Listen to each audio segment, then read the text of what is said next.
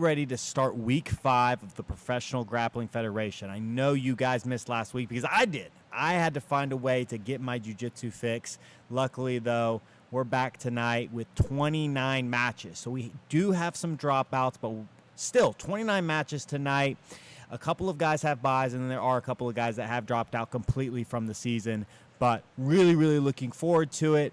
Now, first, we have to talk about the leaders of the Western and Eastern Conference division. So the Western Conference right now, Caleb McAllister's at the top. He's got 9 games, 1 draw against Kevin Primo, and 8 wins. So he's got 8 submission victories. Caleb's been on fire. He's definitely a guy that I expect to be, near the top. And then we also have Matt Anderson. Oh, excuse me, there's a tie. I didn't realize it. So they both have 37 points. So we got Matt Anderson and Caleb McAllister. Yeah. Matt Anderson's definitely the storybook. Nobody imagined Matt Anderson. I honestly thought Matt Anderson was going to be really lucky to get in the top 10, but here he is sitting at number two overall in the Western Conference. He has had 12 games as opposed to Caleb's 9. Why are you hating? I'm not hating. I'm just giving more information. Don't forget the combine points are not counted. Yeah, and so the combine points are also not counted. So Caleb McAllister did not come. Well, I mean, he wasn't even a part of the league at that time. So I feel like he should be awarded combine points regardless. But that's just me. But anyways, Eastern Conference, we got Nilo versus Elijah, and that's the battle that everyone's talking about because it really is going to come down to first place overall between Nilo and Elijah. And Nilo's got a 7-point lead on Elijah heading into week 5. But Nilo's got a bye week. Elijah, though, only has 1 match tonight, so the best he could do is tie. That's going to make week 6 really interesting. I mean, if Elijah gets the choke today, him and Nilo will both be at 55 points, and it'll really be a race the rest of the way. Yeah, but then what's interesting to me is, like, these guys that are just right underneath. Yeah, in the Eastern Conference, it's not as exciting. You know, I think Matt Elkins is going to have a really big night tonight. He's at 28 points. But the Western Conference is definitely way more closer. I mean, there are really 7, 8 guys that could still, you know, even finish first in the Western Conference. I mean, they're all within 2 chokes right there. So Jonathan Roberts, him and Elijah are the only guys that have all their matches all subs. I know in Elijah, if you look, you'll see he has 2 losses, but that's because he missed. And so he missed 2 games, so he ended up they just counted as 2 losses. But Elijah's 8 for 8. 8 matches, 8 finishes. Well, Jonathan Roberts is 8 for 8 as well, but Jonathan Roberts only has 24 points. And Elijah has 48. So it really shows you the difference when you go for chokes and you go, you know, when you're going for chokes compared to joint locks. Right. Womp, womp, womp. Super chat already from Brandon Gamble. Thanks, Brandon. And a big announcement for you guys listening right now. All of the Super Chat money, I shouldn't say all, 50% of the Super Chat money is going to be given to the competitors at the so for the regular season, we are paying the top 8 competitors. So we're gonna combine the Eastern and Western Conference, and the top 8, whoever the top 8 point scorers are going to win money.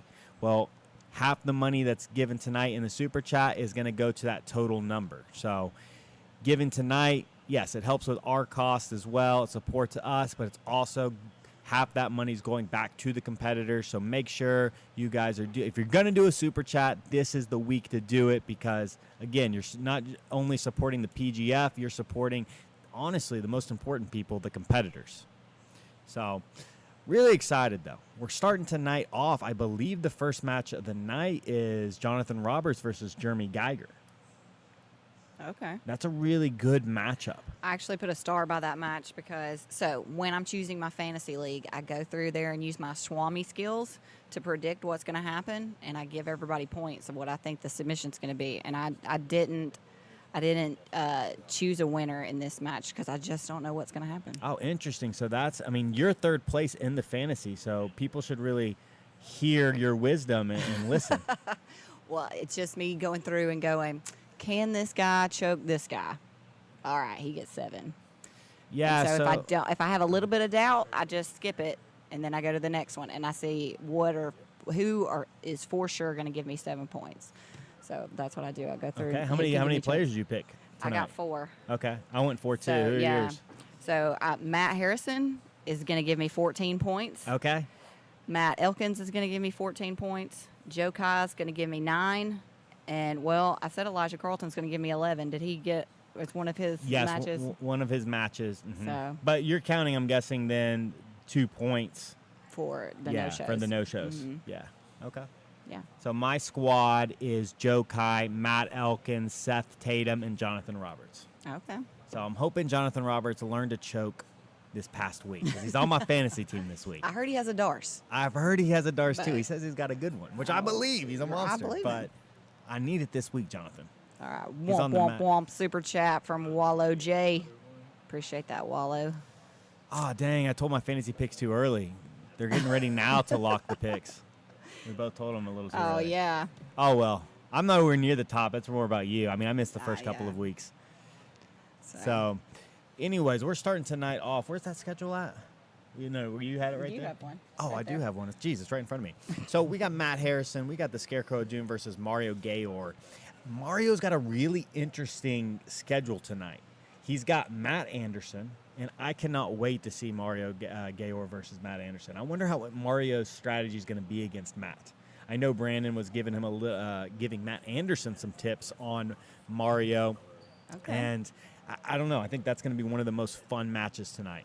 Then, obviously, we just talked about it, Jonathan Roberts versus Jeremy Geiger. So we're starting off with 2 really, really good matchups. And then Stephen Mitchell, the purple belt from 10th Planet Decatur, going against, honestly, our number 1 competitor, Elijah Carlton.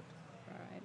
I mean, man, you talk about an upset right there. If Stephen could find a way to even just make it all 6 minutes with Elijah, that'd be a big win for Just him. to bring it out to a draw. Man, Elijah, yeah. Yeah. It really sucks because Elijah was supposed to have a couple of matches tonight, and he's only got 1. So let's go ahead and talk about the guys that have dropped out for the season. So we do have 2 dropouts. So we've had 3 dropouts, and they've all been black belts, which is interesting. But, you know, we had Cody Floyd drop out. We have now Ridge Blackburn's dropped out, as well as Hajer Coelho. So Hajer, the 4th degree black belt from SPG, dropped out this past week, as well as Ridge Blackburn. So, yeah.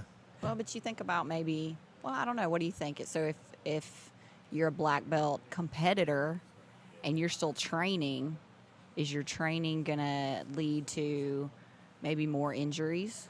I don't know. Maybe, hopefully, by the time Well, you would think black belts would train more intelligently better. than the white and blue belts. Yeah.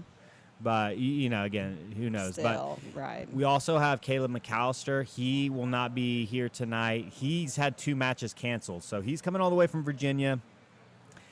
He only had 1 match tonight. It just didn't make any sense for him to come all the way for 1 match. Brandon told him he would reschedule. Yeah, he's going to get his matches rescheduled. So if you're a Caleb McAllister fan, which I am, I I'm am very too. happy to hear that he's Right. not going to be docked. And I'm glad that Brandon worked with him. I mean, because a guy coming from Virginia for only 1 match, Right. you know, that's lame. Because he was supposed to face Ridge and Hajer. Sure. So it's like, man, you know, those are the matches he was coming down for a guy from Virginia. He was coming down to Right. face the other black belts as belts. well as the other guys as well. But really, you know, he wanted those tests of Hajer and Ridge, and not going to have it anymore. But Right. Caleb's out. Mike Johnson, he is out. And Robert Gladden, I don't think he backed out today. I think he also had a bunch of guys. Something I think came he was up. supposed to. Well, I think he was also supposed to face Hajer, and maybe I know Kanan Brooks is out too. He's out tonight. So I think he was supposed to face Kanan. Yeah, you didn't have him on there, but Kanan Brooks is out as well. So I think we've got 6 guys not here tonight. And then obviously we've got a couple guys on bye. So all you Nilo fans out there, Nilo will not Bye be week. here tonight. He's on bye, but he has 3 matches next weekend. Kevin Primo still doesn't have a match, but he's actually on bye this week. So it has nothing to do with people missing match or not showing up for matches. It's just he's on bye this week. So Kevin's Poor on bye Kevin. this week. I'm trying to think who He'll be else. all Those are right. like the 2 bigger named guys in the league that are on byes. I think Dallas Sharp's also on bye. So Dallas is on a bye. I'm looking just at the top 8 guys. I think that's it for top 8 guys on a bye. So Nilo, Kevin, and Dallas Sharp. have buys. So I'm looking forward to Kevin actually competing next week. Yeah. Yeah. I mean, Kevin's really had a really rough run. For you guys that are interested in learning more about the PGF competitors, I've interviewed 7 of them.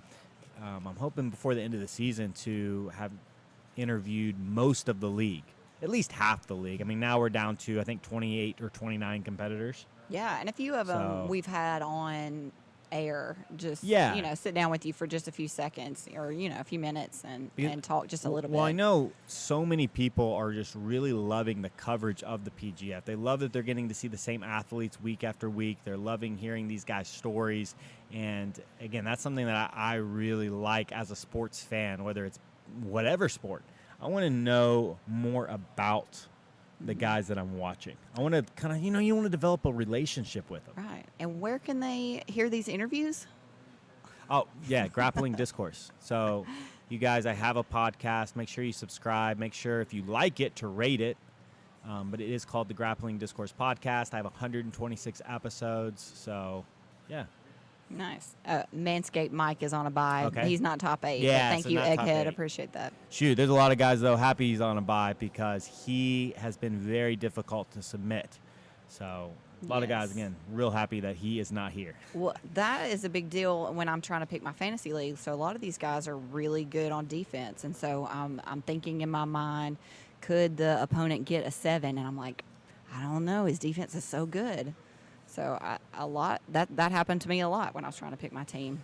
Yeah, and what's really funny, when you're looking at your fantasy team tonight, tonight the matches are much closer than like last week. Like last week we had a lot of blowout matches because we had all the studs performing again. Caleb was here, Nilo. We had a lot more mismatches tonight. Looking at the schedule, there's a lot of really toss-up games. You've got, for instance, Jeremy Geiger versus Seth Tatum. That's a toss-up match to me. They both have their strengths. They both could beat, either guy could win, in my opinion, in less than 2 or 3 minutes. Like, there could be a blowout in that match where, again, one of the guys just gets a quick sub.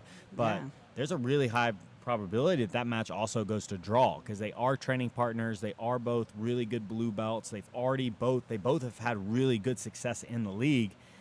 That's a toss-up, I thought the same thing about, like, Noah and Dennis. Yeah.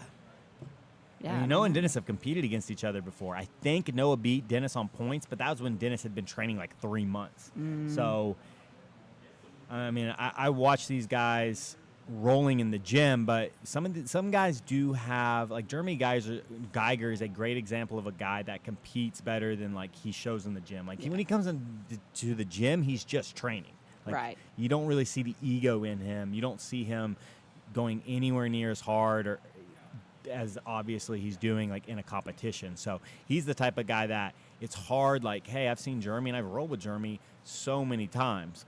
But watching him compete, it's just different than watching him train in the gym. And then there's some guys that really there's not much difference between how they train in the gym and how they're competing in this. So. And, Matt Elkins and Matt Anderson. I'm very excited to see that. Yeah, Matt Elkins and Matt Anderson, I agree. It's going to be a brawl. I agree, man. All of Matt Anderson's matches are much watch. Guys, you guys that are tuned in early, my 2 picks for stars of the night, I think Joe Kai is going to be the star of the night. I really think the schedule sets him up to do something special. I think he's going to have at least one highlight sub. I would not be shocked if Joe Kai walked out of here tonight with best sub of the season. Okay. Yeah, he's that caliber of competitor. He is I shouldn't say all flash. I mean, he's super technical, but he just has the flash in his game. He's got spurts of magic, and I think we're going to see some of that magic tonight. I've been telling you guys, Matt Elkins is the guy, man. Matt Elkins is really primed to also have a good showing tonight. If he can get 7 points from Matt Anderson, he's really, really gone a long way from where he was at the beginning of the week, or the beginning of the season. Because the first 2 weeks, I think he had 0 points. But if he can choke Matt Anderson tonight, I think he could be walking out with 21 points.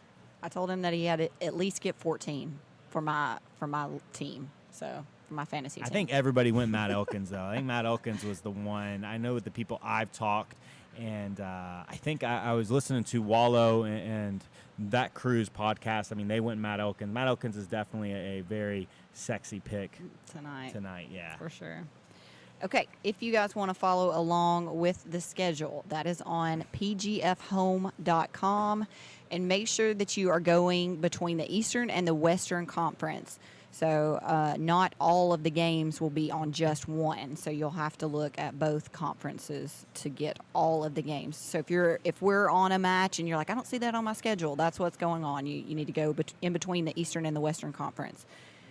Also, let's go over our points, how we score points. Yeah, so there's really only two ways. If you get a choke, which we are calling a kill. So if you get a choke, you get 7 points. If you get a joint lock, it is 3 points. So the choke, and that's what everybody's been talking about, is chokes are worth more than double than the joint locks. If there's a loss, that competitor receives 0 points. And if there's a draw, both competitors receive 0 points. Okay. So really, what do you guys think? So Brandon was actually considering, and somebody had brought this to his attention, I think in the post-fight conference when Keelan and Brandon were talking a couple of weeks ago, bringing the kills or the chokes down to 6 points. So it would be the same thing as 2 joint locks. So yeah, I don't think it's a bad idea. I like the way it is. I personally like that it's 7 versus 3. I just think it's a really cool, I think it's a really cool part of the PGF. Now, would things change that much if it was 6 and 3 instead of 7 and 3? Nah, I don't think it would. But I don't know. I like that it is more than double. I think it sets a really good kind of standard for what we're looking for in the league. And that's, honestly, we're looking for chokes. Yes. So Brandon just told me that we are probably not going to get started till around 6:15. So you guys just be aware that everything's going fine. We're just running a little late. And so I think that we're going to bring Dr. Cantrell over, and he is from the Orthopedic Center. And so he'll get to tell you a little bit about his business and what he does. Yeah, so Dr. Cantrell, he did my shoulder surgery. So when I was 4 days before I got my brown belt, I tore the labrum in my right shoulder. And man, worst injury I've ever had doing jiu-jitsu. I've had some pretty bad ones, but that was definitely one that I just could not train on. I couldn't even lay on my side. So luckily, the Orthopedic Center in Huntsville, Alabama, I mean, it's one of the best orthopedic centers in the world. I mean, Alabama, for some reason, is a hot spot for orthopedic surgeons. I mean, UAB that's where so many professional athletes go. So we're very blessed in Alabama to have really, really good orthopedic surgeons, and Dr. Cantrell is one of the best. I mean, I'm not saying that just because he's my friend and now he's directly behind me, but no, I mean,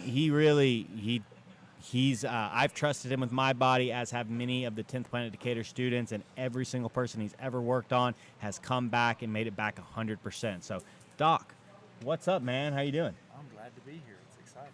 So why don't you tell the people, just get a little closer to the mic right there, why don't you tell the people about, how long you've been an orthopedic surgeon and what TOC does? Like, just a little bit about TOC. Thank you. So I've been an orthopedic surgeon since 2002, actually. Mm-hmm. Finished training then. I was in the Air Force for a little while and came here in 2006.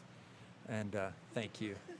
And the Orthopedic Center, we're a large orthopedic group. We have probably 40 or 50 surgeons, all different specialties, and about 4 to 8 of us do sports medicine like I do. So when you first started, like, what made you decide to specialize in the knee and the shoulder? Like, is that more of a long process, or did you know immediately, like, no, I want to work on knees and shoulders?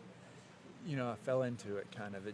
So when you're in training, you train in all kinds of things. Like when you're in residency, you train from foot and ankle to hand to pediatrics to spine, everything, sports medicine.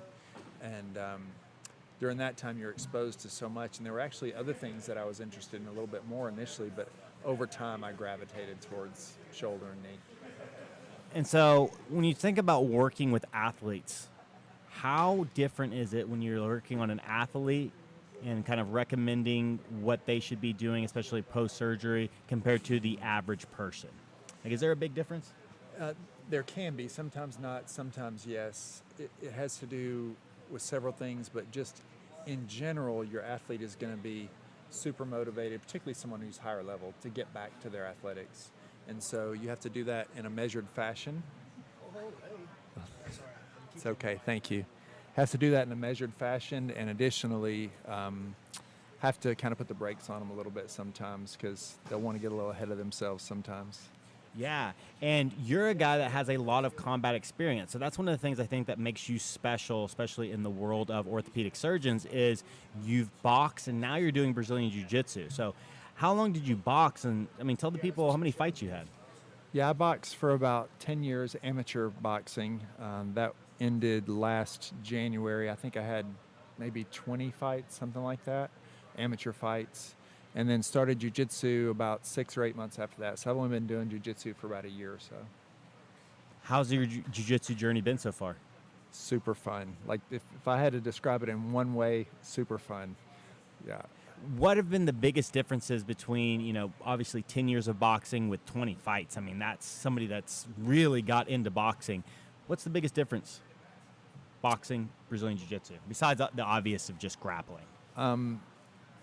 I'd say the biggest difference is in boxing, at any moment, things can go terribly right or terribly wrong, and in a way that can impact you for a while, like if you or your partner, gets a head injury or something like that. And so things happen very quickly, it seems like, more than Brazilian Jiu-Jitsu. And in the Brazilian Jiu-Jitsu, there's that safety mechanism of the tap, which is wonderful. Yeah. So, and I completely agree. I think the ability to just tap whenever you want really saves, obviously, so much unnecessary damage. That's right. And Yeah. so, thinking about the PGF now, have you been watching the PGF? Have you been enjoying the show? I don't think I've missed a single match. Wow, I okay. saw the first week, I saw part of it here and the rest online, and the rest I've seen all online. So what do you think so far? Like, what do you like about the PGF? You know, what I like the most is being able to see the grappling so well with the camera work and also the commentary. So, like, I actually prefer watching it online than in person. Like, I'll probably watch this again tomorrow online so that I can hear you talking and so that I can see it from those camera angles. Yeah, because people don't realize, like, Keelan, the camera angles that he's using is better than what I'm seeing. Like, way better. Right. It's really, the work he's doing is just absolutely amazing. So it's really nice to hear you say that, you know, the camera angles are really what you're looking. I mean, and to you're attest really to enjoying that, I was talking to Chuck, one of the referees, and he says that pretty much he and Keelan are in the same spot 90% of the time, and both, and the referees should be in the spot where they can see the best, and so that makes sense. That's really interesting. And again, from just seeing Keelan's work, it's very obvious that he's got the eye and he really knows what he's looking for. Yeah. And so, anything you're looking forward to this week? What competitors, I should say, have you enjoyed watching the most? I would say the folks I've enjoyed watching the most, I really like, I don't know that he's here this week, but Caleb McAllister. Okay. I like him a lot. I like the young gentleman who's a wrestler, high school student, Blake Randall. Yeah. Mhm. I like those two. I like Seth. I mean, there are people that I know that I like to watch because I know them, but the ones that I don't know, and I enjoy watching the powerlifter. Oh, Matt Anderson. Yeah, Matt Anderson. He and I rolled last week, and it was a great experience rolling with him. Okay, that's awesome. Yeah. And really good picks. It's really cool seeing, I mean, as a guy that's been doing jiu-jitsu a year, it must be really cool to see white belts, blue belts, mixing it up with the purple, brown, and black belts. Yes, absolutely. And the different weights and seeing how, like, skill can take away physical attributes, and can make up for physical attributes like weight, strength, that kind of thing. And so now talking to athletes because most of these people are, combat sport practitioners, any advice you have for just kind of the fear of going to the doctor, or when should you go to the doctor? Like, is there a time where, like, you should definitely go get checked out? Well, if something's out of place, yes, definitely. Okay. If you hear or feel a big pop, if you have a lot of swelling, if things feel kind of wobbly or wonky, those would kind of be the red flag type signs. And then, if it's a smaller injury, just kind of listen to your body. rested initially, the things you think about rest, ice compression, that kind of stuff initially. But if it's not getting better, go see somebody and just, get, if nothing else, you'll get the information you need on how to proceed forward, whether that's, hey, you need to put the brakes on, or hey, you can move forward. At least gives you that knowledge. Yeah, because I know a lot of guys, you just try and tape it up, and you end up making things way worse. I've talked to several jiu-jitsu practitioners in particular who had something happen. Something's been wrong for years, and they've just kind of worked around it, and which is fine if that's the choice they want to make. But if they'd have made it better at some point along that path, and ideally at the beginning, their performance and their function in jiu-jitsu would be much better than it is the way it is. Well, I got one more question before get you off of here, Dr. Cantrell, and that's just any advice, like what's one tip somebody could do to be more healthy or to really recover better? You got any recovery tips? I'm a big believer in sleep. Okay. Sleep's my main thing. Yep, sleep and rest. Okay. Yeah. Well, perfect. And so again, guys, we got Dr. Cantrell here from the TOC Clinic. One of the best orthopedic surgeons in the world. I don't care what anybody says. You are truly amazing at what you do. Well, you're kind. Thank you very much, Matt. All right. I'll enjoy it tonight. Thank you. Yep. So, again, Dr. Cantrell, he's worked on me. He's worked on Brandon. He's worked on Keelan. So, I don't know. Wait, you didn't do Keelan surgery, did you? Okay, never mind. He didn't do Keelan surgery, but he's worked on me and Brandon. I was going to say, if he worked on me, Brandon, and Keelan, you talk about keeping the PGF up and running. But Dr. Cantrell is the man. I did do an interview with him on my podcast, so if you're interested more on the medical side and you want to hear more of Dr. Cantrell's story, go to my podcast. We did a great sit-down interview. I'm going to interview him again. The next interview, I really want to sit down and just talk about his combat sport experience, because he has really done a lot of cool things. From, you guys heard, the 20 boxing matches to, he's worked with the USA Olympic boxing team, and as well as obviously now starting this Brazilian Jiu-Jitsu journey. But I see now you guys are really dying for these matches to start. Only a few more minutes. We have our first competitors. They're both here. So Matt Harrison, the Scarecrow of Doom, has arrived. He is opening the night against Mario Gayor. And so I've seen some Mario Gayor fan comments. Mario's got a really interesting night. So all you guys, again, that are Mario Gayor fans, he's got a really interesting night. I think Mario, if he walked out of here with 10 to 14 points, he would really have had a great night. Because he's got a couple of tough things. He's got Matt Anderson. He's got Matt Anderson. That's going to be one of the matches I'm really looking forward to. And then he's starting off again with the Scarecrow of Doom. So those are two matches that I think are winnable for Mario, but I could also see him losing. So yeah, it's those ones that are just tight. We just don't know. There's not a clear winner yet. Yeah, we're just going to have to see. But I think Dr. Cantrell is actually going to come on later in the broadcast when we got more viewers, which we're already up to 93. That's awesome. So, guys, make sure that you're going into your social media and sharing the link. Tell everybody about the YouTube channel, okay? Yeah, and again, I know I mentioned this earlier, but every time that we get a Super Chat today, so all the Super Chat money from tonight's event will be, or I should say half of it will be given to the competitors at the end of the regular season.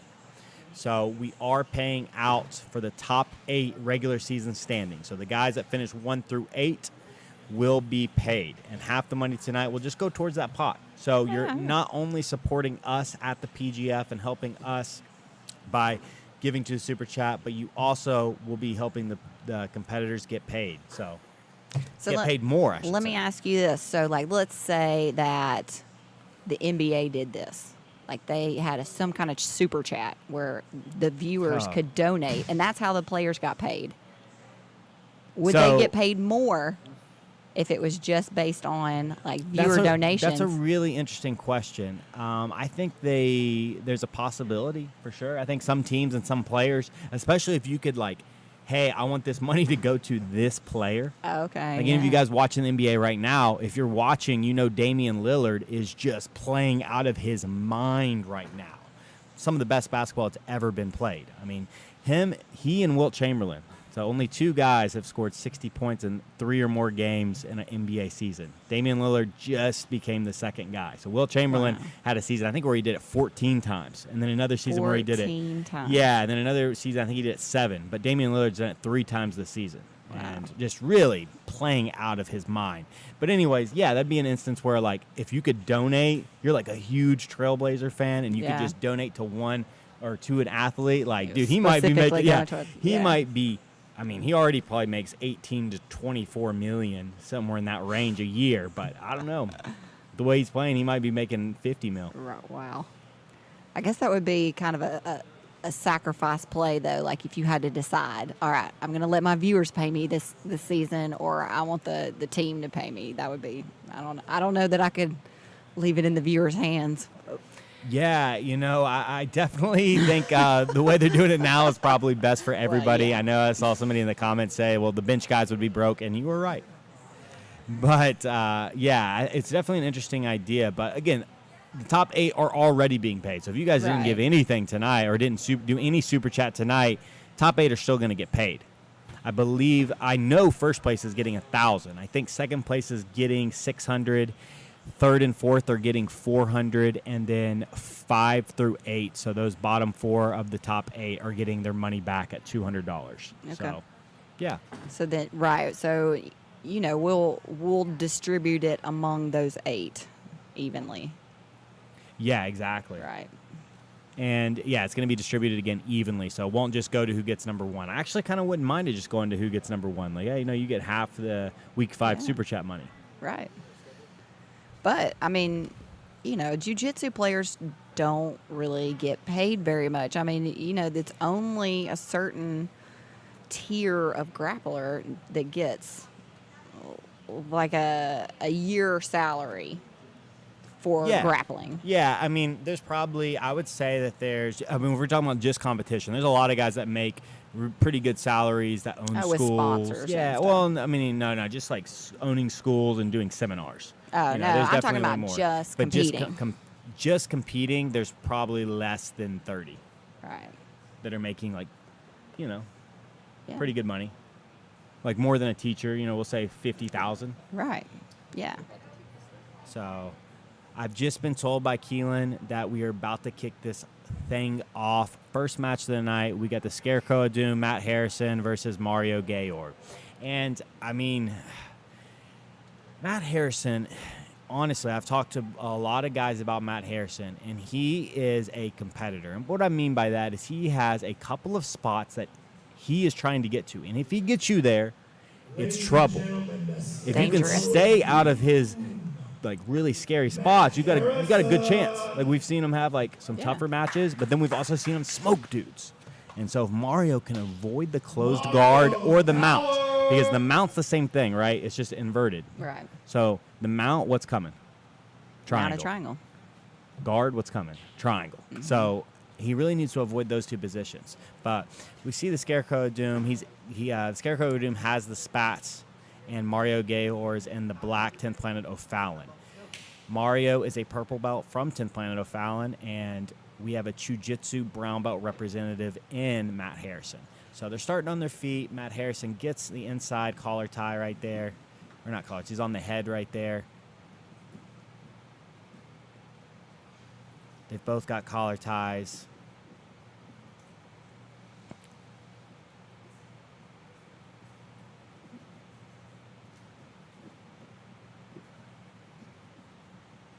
.5:30 on the clock. Ooh, really nice throw right there. So Matt Harrison has shown, again, he's got that competition jiu-jitsu. He can get 2 points when he needs it. He shows right there, gets the overhook, does a judo throw. He's on top, but Mario's immediately into his rubber guard. He's looking to skip all the way to chill dog, and he's in chill dog, looking to possibly double bag right here.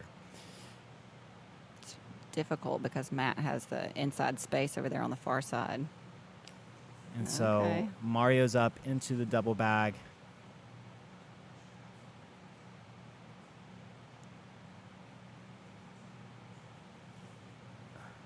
Matt's trying to stack.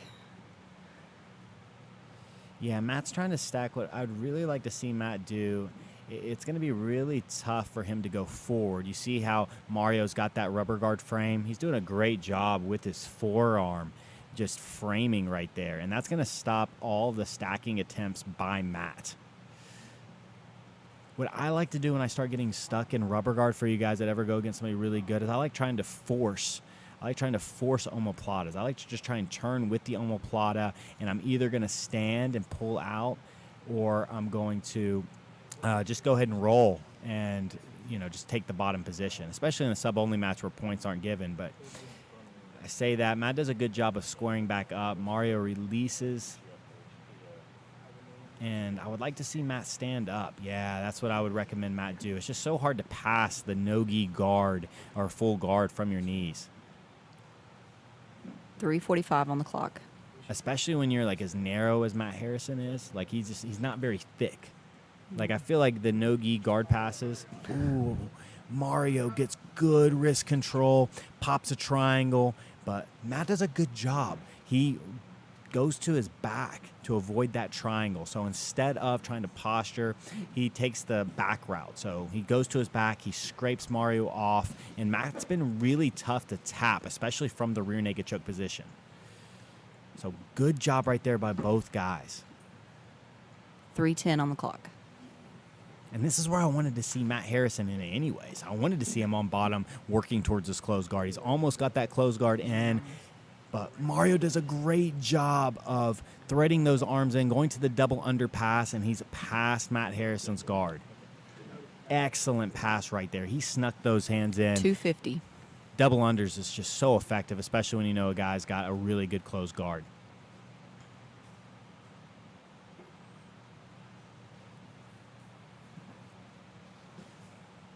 Crucifix. He's almost got the crucifix set up.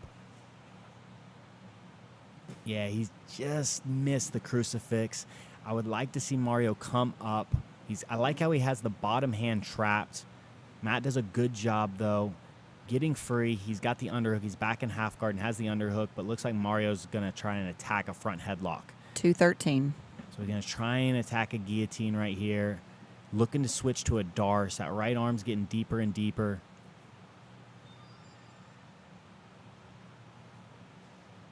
Two minutes. So we're at the 2-minute mark, and Mario's really had all the offense. Matt he had a close look at his closed guard, but Mario did a great job pummeling underneath and getting the double underhooks and using that to do a double underpass. Great pass right there. Mario's in on a guillotine. He's trying to get that high elbow. I know Mario likes the high elbow guillotine, but yeah, Matt was doing a really good job. He just had both hands on Mario's attacking arm. 125. It's so difficult when you're trying to guillotine somebody and they have both hands on. Mario tries that same style of back take. Yeah, Matt needs to slow this match down. You see Matt struggling to kind of keep up with Mario's pace and Mario's side-to-side movement. Matt really, especially when he's on bottom, like he's a night and day player when compared to when he's like in his closed guard or he's in his half guard situations compared to when he's dealing with people trying to attack his open guard. 50 seconds. So Mario's on Matt Harrison's back now, but Matt's been I think he's been the most difficult guy to choke from the back.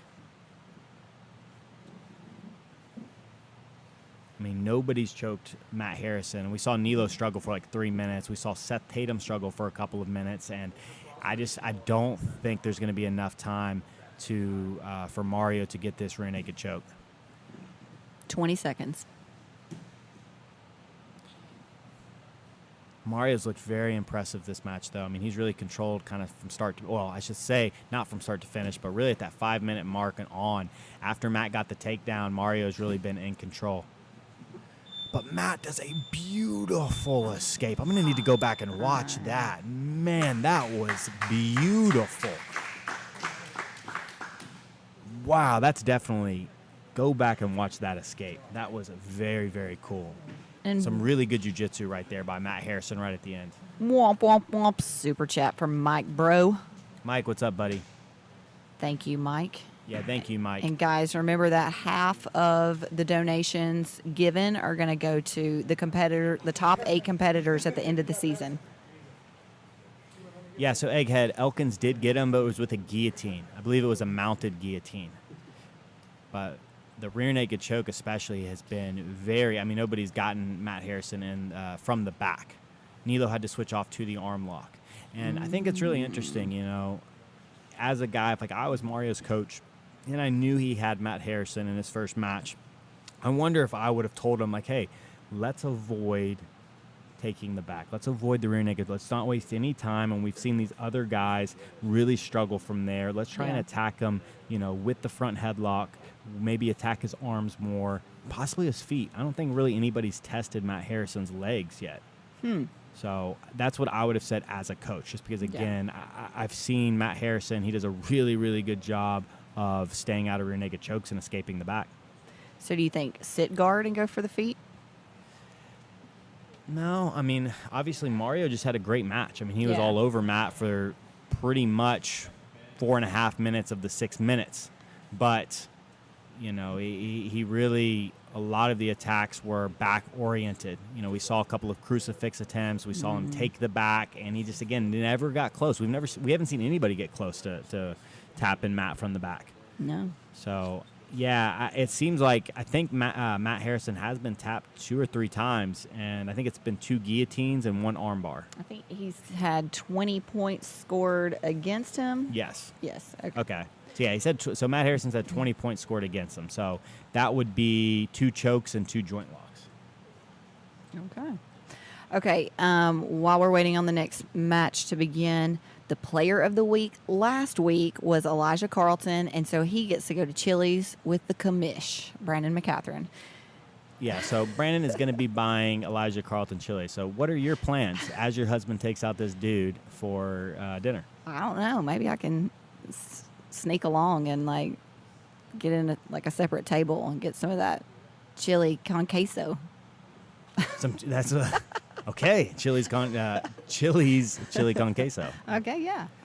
But this week's winner is going to get Ninja, dinner with Brandon at Ninja. And so if you don't know, Ninja is a hibachi-style restaurant here in Decatur. Jonathan Roberts. All right, so we got the elbow genie, Jonathan Roberts, coming out against Jeremy Geiger. And Jeremy Geiger, both these guys have a special submission. Obviously, elbow bay. You guys don't need to know, or you guys already know what Jonathan Roberts' special move is, but, man, Jeremy Geiger's hit 4 knee bars in the PGF so far. So can Jeremy find a spinning knee bar?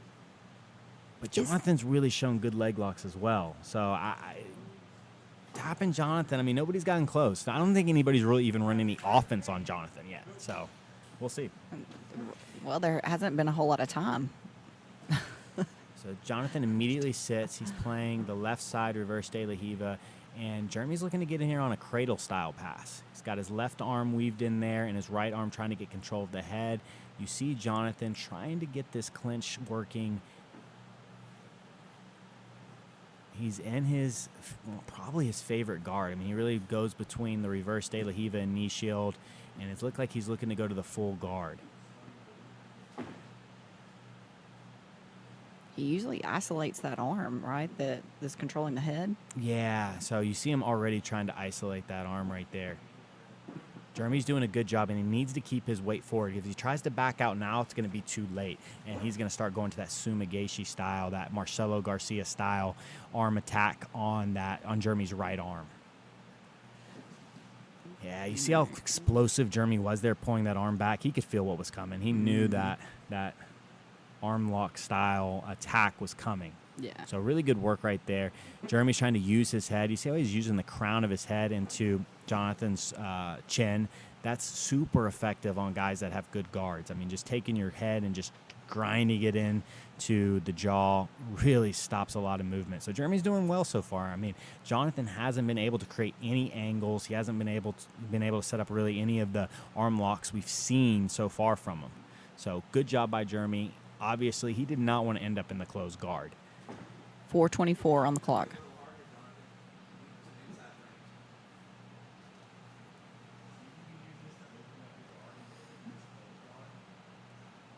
So I would like to see Jeremy. I mean, it's tough because Jonathan's got such a good closed guard and such good arm lock style attacks.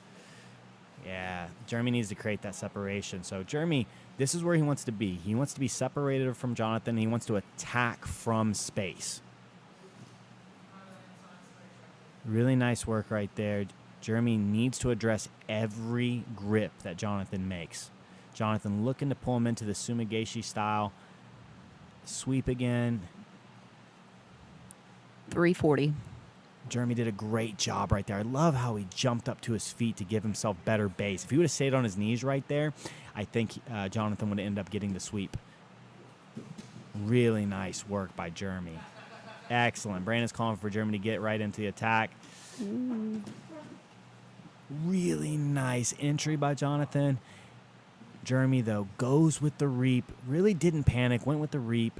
Escaped the knee line, and now he's back on top passing. 310. And honestly, this is the first real match we've seen, Jonathan in. Yeah. He's back in on the heel hook. This one's much tighter. Jeremy, though, does a great job of not stopping the rotation. Rotates 3 times and gets that knee line free. Anytime somebody's attacking that Ashi style or that reaping style, guys, just go with it and keep rolling. Keep rolling and kicking. Jeremy did a great job of not stopping the roll, because if he would have stopped after the first one, he would have got tapped right there. Ooh. Jeremy went the wrong way for a second. You saw him grimace, but he ends up escaping the heel hook again. So 3 leg lock attacks by Jonathan Roberts, and he uses that to get the sweep, and now Jeremy's on bottom. 223. Jeremy did a good job right there. Jeremy needs to get to his feet and kick away and regroup. Jeremy's starting to get tired. Oh, man, Jeremy's arms are way out of position here. 208. You definitely don't want your arms hugging the waist, or, trying to hug your, you don't want to hug, I should say, the elbow genie.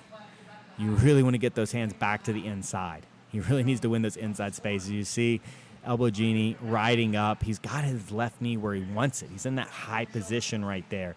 Jeremy, though, is trying to get his frame, his right arm framed across. Oh, really nice work right there. A Darce attempt. Back to the mount. So Jonathan, man, really nice. Tries to go to the S mount. When Jeremy escapes, he tries to go to the Darce choke. 120. So he's going to try the same Darce setup right here. As I say that, though, he kicks back across, looking for that arm lock. Brandon's calling him to stack. This looks tight. He really needs to keep that weight on that bottom leg. 1 minute. Really nice job by Jonathan Roberts right here. But Jeremy's in a good defensive position. You see how he kept working to that rear naked choke? So Jeremy did a great job getting that rear naked choke position, and he's got 45 seconds to hold on. But this is not going to be easy.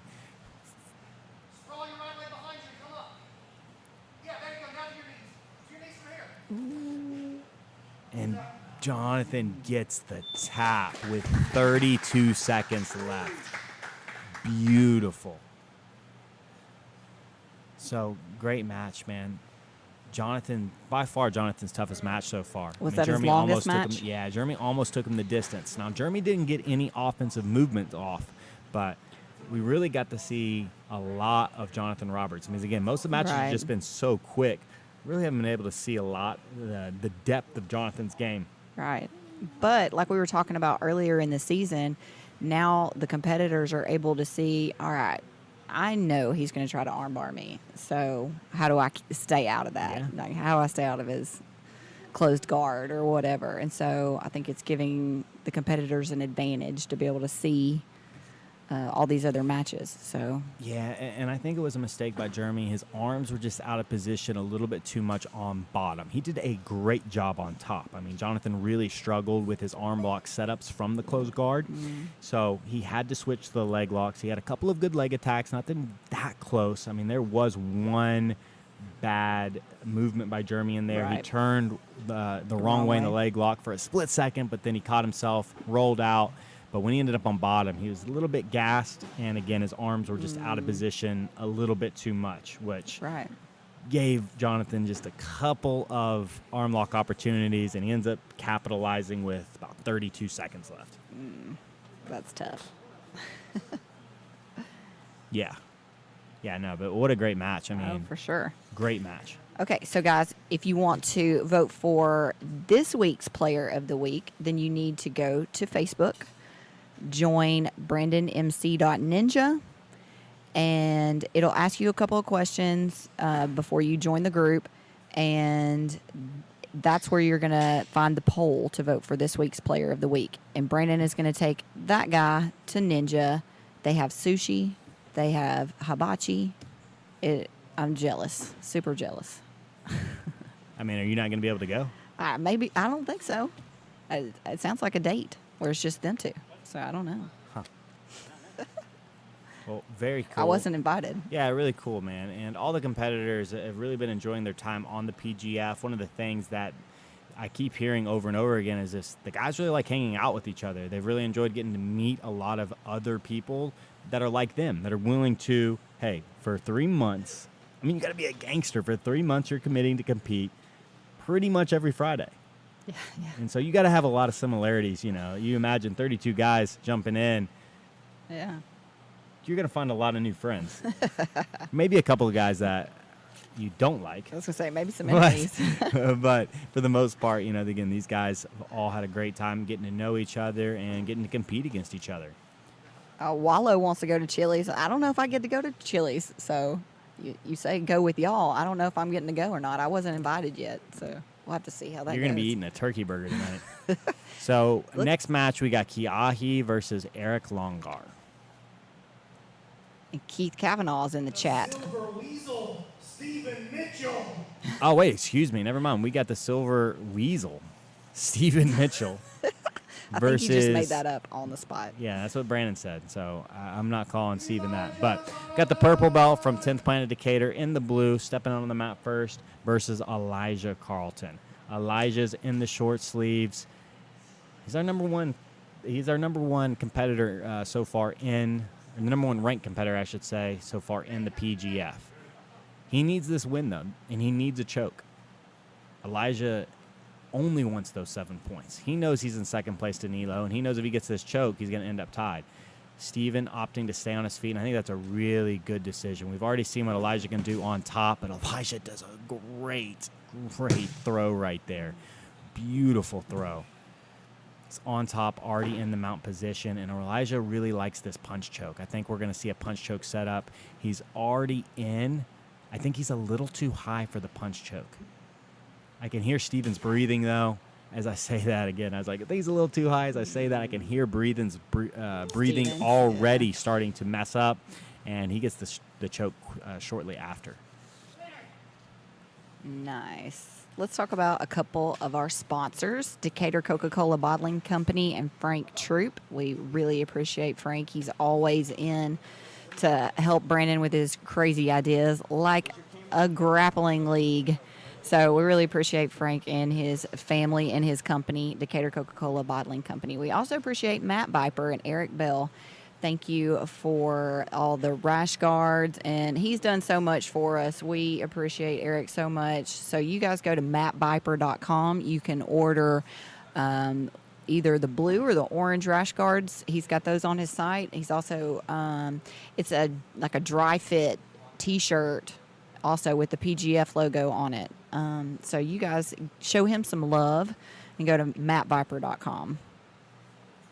So what's scarier, Elijah on top or Elijah on bottom? Because it's one of the things that I've really loved seeing out of Elijah this season is that in the past, Elijah was really more of just a guard player. Like all of his attacks came off of his guard, whether they were triangle chokes or even arm drags to the back.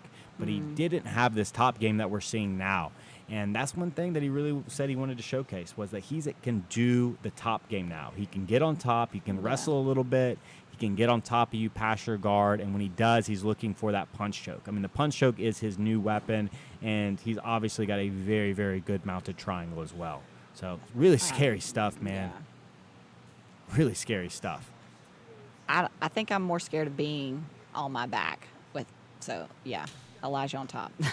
That would be frightening. And so, guys, this week we had the older brother of Matt Elkins, Jake Elkins. He came and hooked up all the competitors with a vitality test. It's called My Vitality. Now, what this is it's a really comprehensive body test. So basically what it's giving you is, it's going to take your weight, and then it's going to tell you how much of that is lean body mass, how much of that is how much of that is water, what your body fat percentage is, how functional your muscles are. So that's one of the things that are really cool. It tells you how much muscle is in each, like your right arm, your left arm, your trunk, your right leg, and your left leg. So how many pounds of muscle you have in each limb as well as your torso, and then how efficient that muscle is. So very, very cool. So I'm going to be reading out some of these numbers. I'm going to go ahead and let's just go ahead and start with Jeremy Geiger, since Jeremy Just competed. So you saw Jeremy Geiger ended up weighing 191 today. So weighed 191, and of lean body mass, he was 150.4 pounds of lean body mass. Now his body fat mass, so he had 40.5 pounds of body fat. So I don't know if that's good or bad, but his body fat percentage is 21.2. So 21.2%. His right arm has 9.55 pounds of muscle. His left arm has 9.5 pounds of muscle. His left leg has 21.69 pounds of muscle, and his right leg is 21.67. So really, very That's evenly cool. built. Yeah, very, very symmetrical. And his efficiency rating, he's got, so basically 100 would be like what the average person, like average athlete would have. The higher up in the hundreds, the better. So his right arm had a 130.4 and his left arm had 129.8. That just means that it's going to take him a little bit longer to tire out in his arms compared to his legs have 106.5 on both.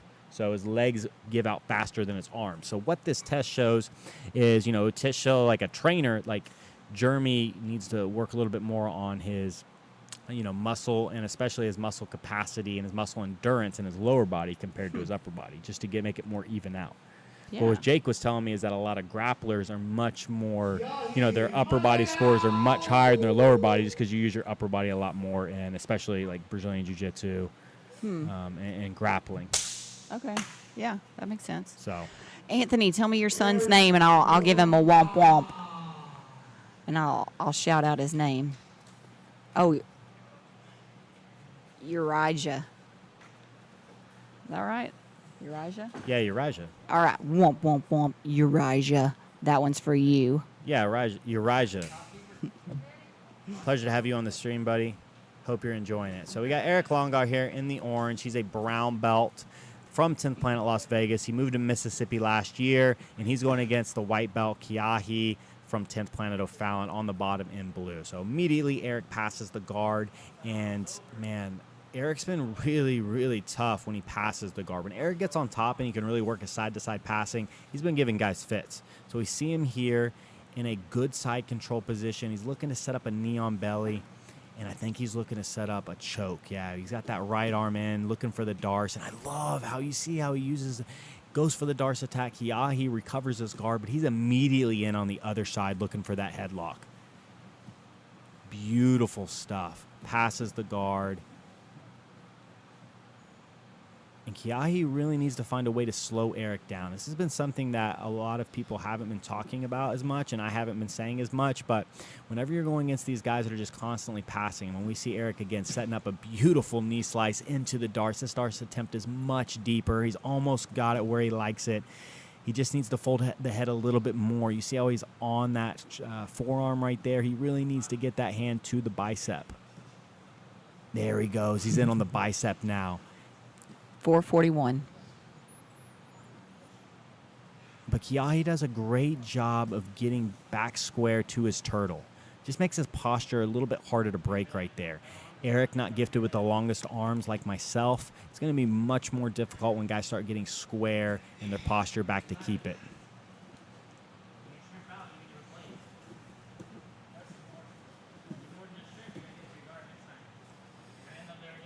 And Eric's all over Kiahi right here.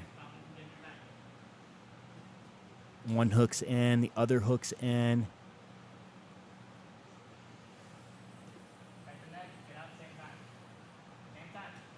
Eric's sticking with the traditional hooks. As I say that, he flips in a single hook, or flips Kiahi to his side and gets the rear naked choke. So that was really cool. When he felt like his arms were getting in position, he took out his hook and flipped Kiahi to the side he wanted him on.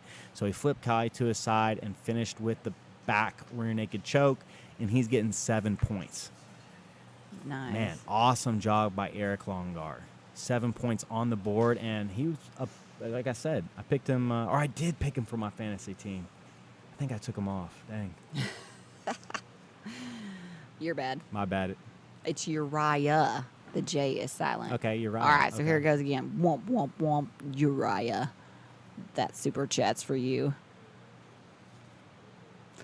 All right, let's think another sponsor here. McDojo Live Podcast with Wallow J and his boys. All right, so every Friday before the PGF starts, Wallow and his guys get together and they pick their fantasy team. So you guys tune into that. They're hilarious. They're giving all of their insights into who they're picking. So if you're having trouble or questions about how to pick your fantasy team, pick your team along with them. Yeah, they've got a great podcast. Yeah. I mean, Wallow, OG in the game. I mean, he's been training Brazilian Jiu-Jitsu for a long time. I believe he's a brown belt. He might have got his black belt, but I'm pretty sure he's a brown belt. But those guys, super funny. They've got a great podcast, and they really break down the PGF, especially like their fantasy picks. I mean, they're in the top 5, right? I know they're in the top 10 for sure. But, yeah, they're definitely in the top 10. I think they're in the top remember. 5 fantasy-wise. I'll have to So look they and know what see. they're talking about. If you need help picking your fantasy squad, definitely check out Wallow J and the crew. But yeah, these My Vitality tests are super cool. I mean, I think again, he does that. Like, I mean, he charges a fee, but I think that Yes. the machine that he has, and so he is with Ironclad Wrestling in Birmingham. And so if you guys are interested in doing some kind, it's like a body scan if you've ever had one of those before. so let's go ahead yes, and Gaff look I at both Matt do. Anderson here. Okay. All right. Because I should know be you guys, like, interesting. I was looking through, I'm like, what competitor do we really want to see their body I want to scan? know what his body It's fat Matt percentage Anderson. is. So Matt Anderson, first of all, his in-body score is a 97. That's by far the highest that I've seen. okay. Yeah, that's like by far. Mine, I got mine done, it was 89. So Matt Anderson scored 8 points higher than me. But Matt Anderson weighed 193.3, and his lean body mass was 174.8. Now his body fat mass, so his body fat percentage is 18.5. Oh, wait, no, excuse me. His body fat percentage is 9.6, but he has 18.5 pounds of body fat. So 9.6 body fat percentage, 18.5. So of the 193, 18.5 pounds of that is fat.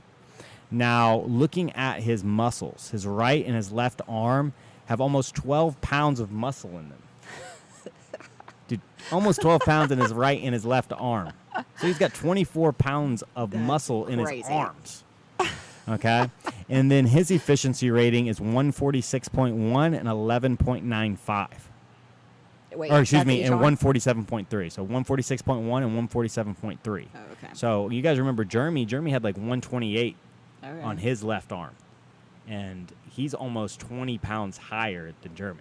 Or 20 points higher in Jeremy in So efficiency. the higher. Yeah, the score, higher, the it just better. shows like when you get tired, like what your Okay. threshold is, Okay. muscular threshold is.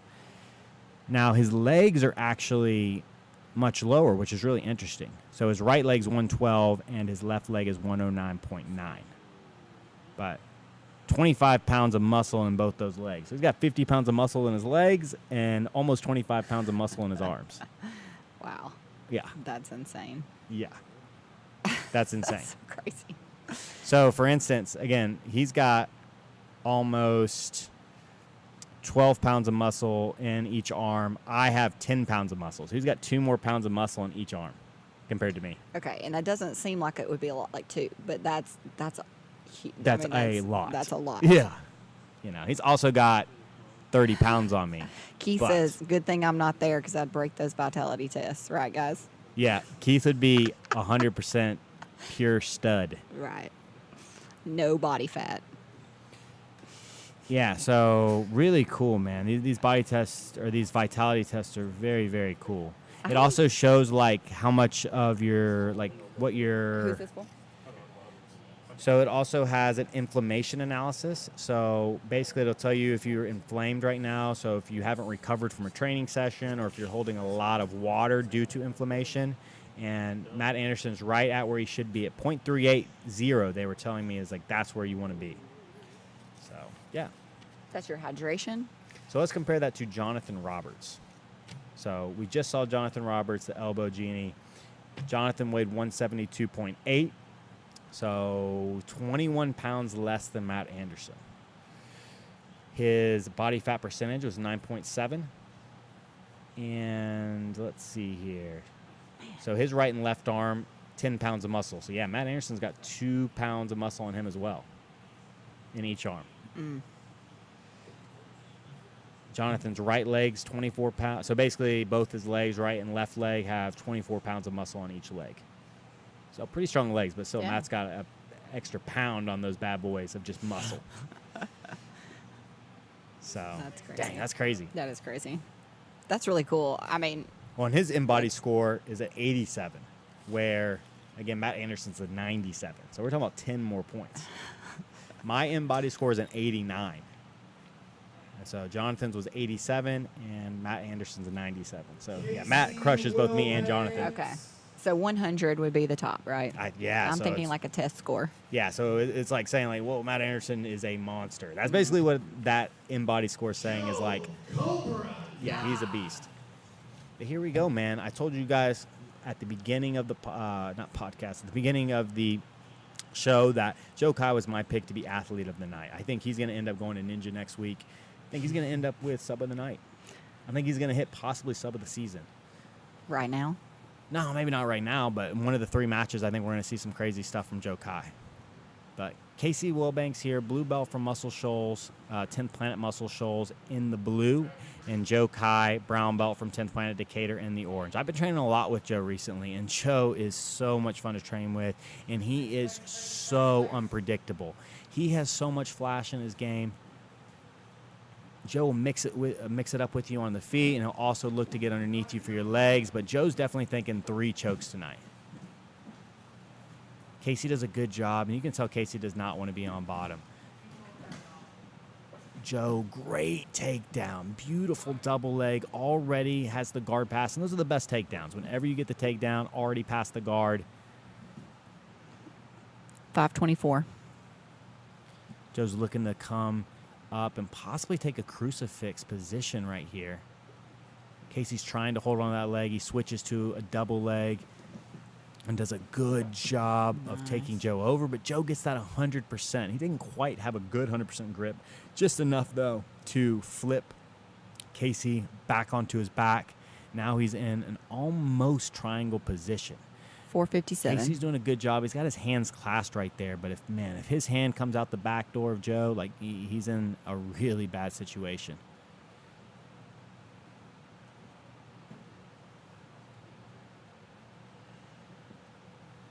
.440. Casey's arm came out. I think that was a big mistake right here. Now Joe has the rear triangle and the front triangle. And yeah, you see as I say that, he switches right to that rear triangle, and that's deep. I mean, this is the toughest position in jiu-jitsu to get out of, especially no-gi jiu-jitsu. Brandon told him to make sure it's 7, so I don't know if that was a smart move right there by Joe. Joe ended up taking out the triangle. He's switching it to the other side triangle. Very interesting. So he had that. He was going to go for that arm lock right there, but you heard Brandon, I don't know if you guys heard, but I heard Brandon say, no, Joe, make sure you get 7 points. I mean, Joe still got 4 minutes to work. He's in a really deep position. He's in a triangle. Casey's in that triangle.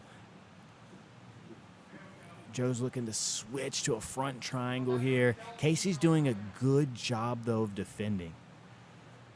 All these switches Joe's made has allowed Casey to really now set up a fortified defense. You see he's got those hands clasped. He's trying to stop Joe from turning the angle. 331. He's got his hands clasped just underneath Joe's butt. But really good work by Joe Kai. I mean, we saw him switch 2 different sides of the rear triangle and then switches that to a front triangle. And that's good triangle work. But Joe's got a lot of work left. And as I say that, he starts switching to an omoplata here. Casey does a good job, stands up, and now 3 minutes. Joe does a really good kiss to the dragon sweep, but his leg's in just a little bit of danger. He kept that leg extended for just a little too long. Casey tries to get that knee bar. Joe does a great job freeing the knee line, and he's past Casey's guard again and in the mount position. If I was Joe, I would really try and allow Casey to do a little bit more movement. Joe looking for that mounted triangle again. That right arm's already in for a darce, though. Man, beautiful, beautiful darce. Brandon's calling him to go for the Mars, and I think he's going to get this finish. Yeah, and he does. Nice. He gets the Mars. We've been working that all month, so I know Brandon's happy. I know Joe's happy to leave with 7 points. Beautiful darce setup. Joe locks it up and just falls right into that Mars and just walks it in, crunches Casey's head. I mean, when you get that posture broken like that, especially in any style of darce, the tap is coming, and it's coming quick. Thank you to Subconscious Studios. That is Keelan's media company. So Keelan has been working on a Coca-Cola, actually a Coke Zero commercial. So hopefully we'll get to see that soon. But it's really amazing what Keelan can do. And the camera work is really, really good. Subconscious Studios. He's giving a bow right now. Yeah, I mean, if you guys need any type of camera work, especially if you're within a couple of hours, you need to hire Keelan. I mean, you see the work he's doing with just grappling. Grappling, you know how hard it is to film the right angles and to constantly be on top of it all night? I mean, what Keelan can do now for commercials, like if you want a commercial or you want an ad for your business, I mean, dude, it's insane. Yes. Insane. He's all in the action. He almost gets kicked sometimes. Also, visit nogihelper.com. This is Brandon's free video product. It is how to stop getting crushed from the bottom. So if you're a white or a blue belt and you are stuck on the bottom of mount, then check out nogihelper.com. Also, if you're an upper belt and you need a refresher on some fundamentals, I was teaching my ladies beginner class the other day and had to go back and watch some of Brandon's videos just to get some finer details about his framing system. So nogihelper.com. Check that out. So looking at Elijah Carlton's My Vitality test, Elijah had an in-body score of 91. So he's our second competitor in the 90s. Now, Elijah's got a really interesting, the way his muscles, or the weight in his muscles is distributed. So his left arm is almost 0.75 pounds, has almost 0.75 pounds less muscle than his right arm. So he's at 11.18 on his right, and his left arm's 10.49. So I wonder if there was an injury. I wonder if that indicates that he had some type of upper body injury. Now, his legs blow everyone away, even Matt Anderson. Elijah's legs, his right leg almost has 28 pounds of muscle. And Matt Anderson was at 25. Dude, 28 pounds? 28 pounds. 28 pounds, yeah. I told you mine, I have 23. So he's got 4 more pounds on each leg. So he's got 8 more pounds of muscle in his legs. That's crazy.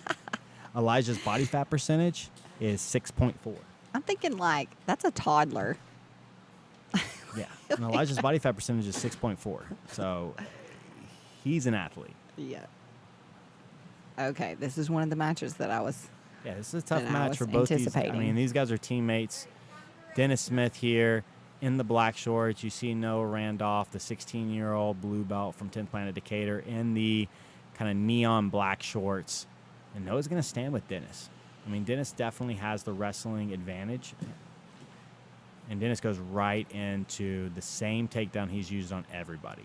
Just picks up that foot and pulls it into a single leg.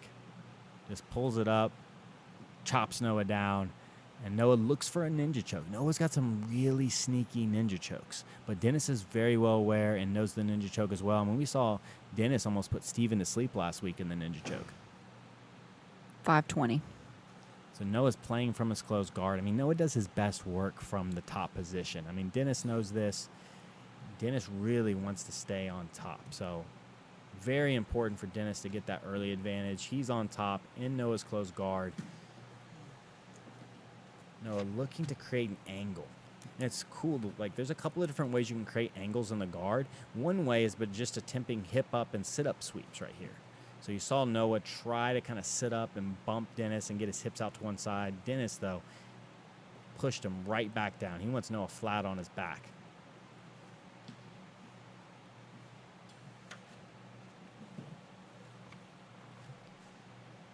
See Noah looking to do that same hip bump style to get those hips out and to possibly isolate a limb. Looks like Noah's looking more for a Kimura style when he sits up.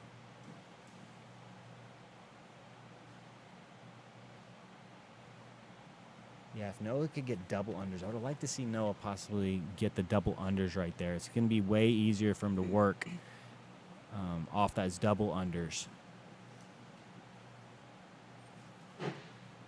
especially from a single underhook.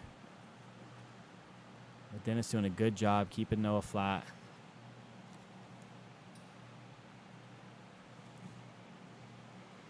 We've got 4 minutes left in this match, and Noah really hasn't been able to get anything from his closed guard to work.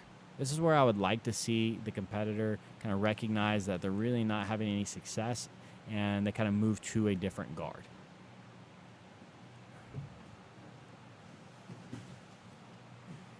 .330. Noah had an angle for just a second, but he couldn't keep it. I mean, Dennis is doing a great job of constantly squaring back up.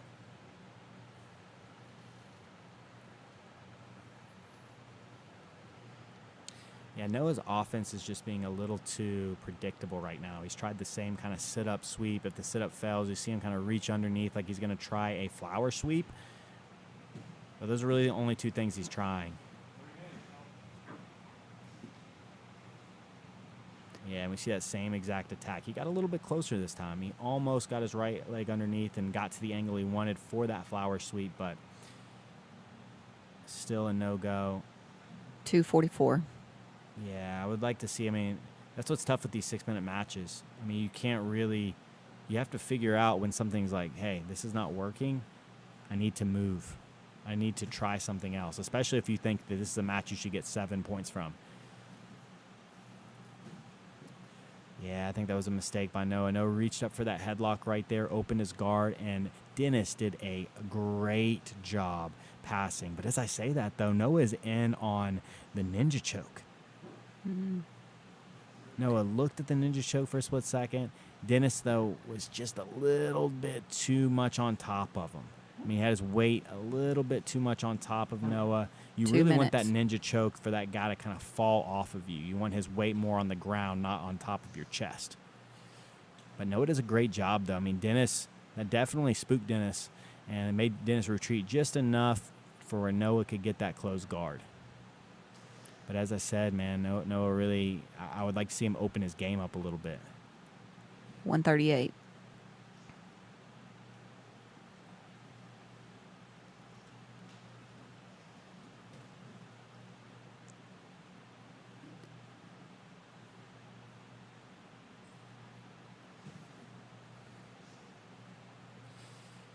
So minute 20, this match has mostly been spent in Noah's closed guard.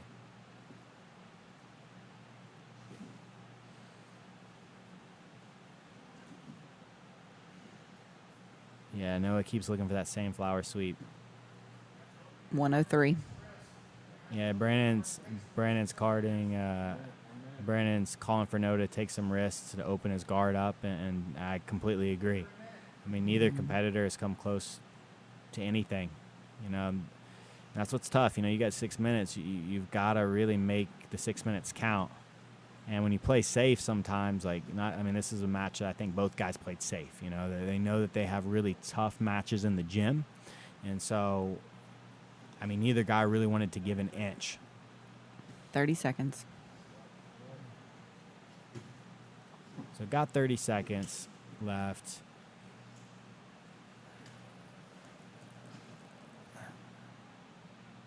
And this match is 15. gonna end in a draw. I mean, unless something crazy happens here.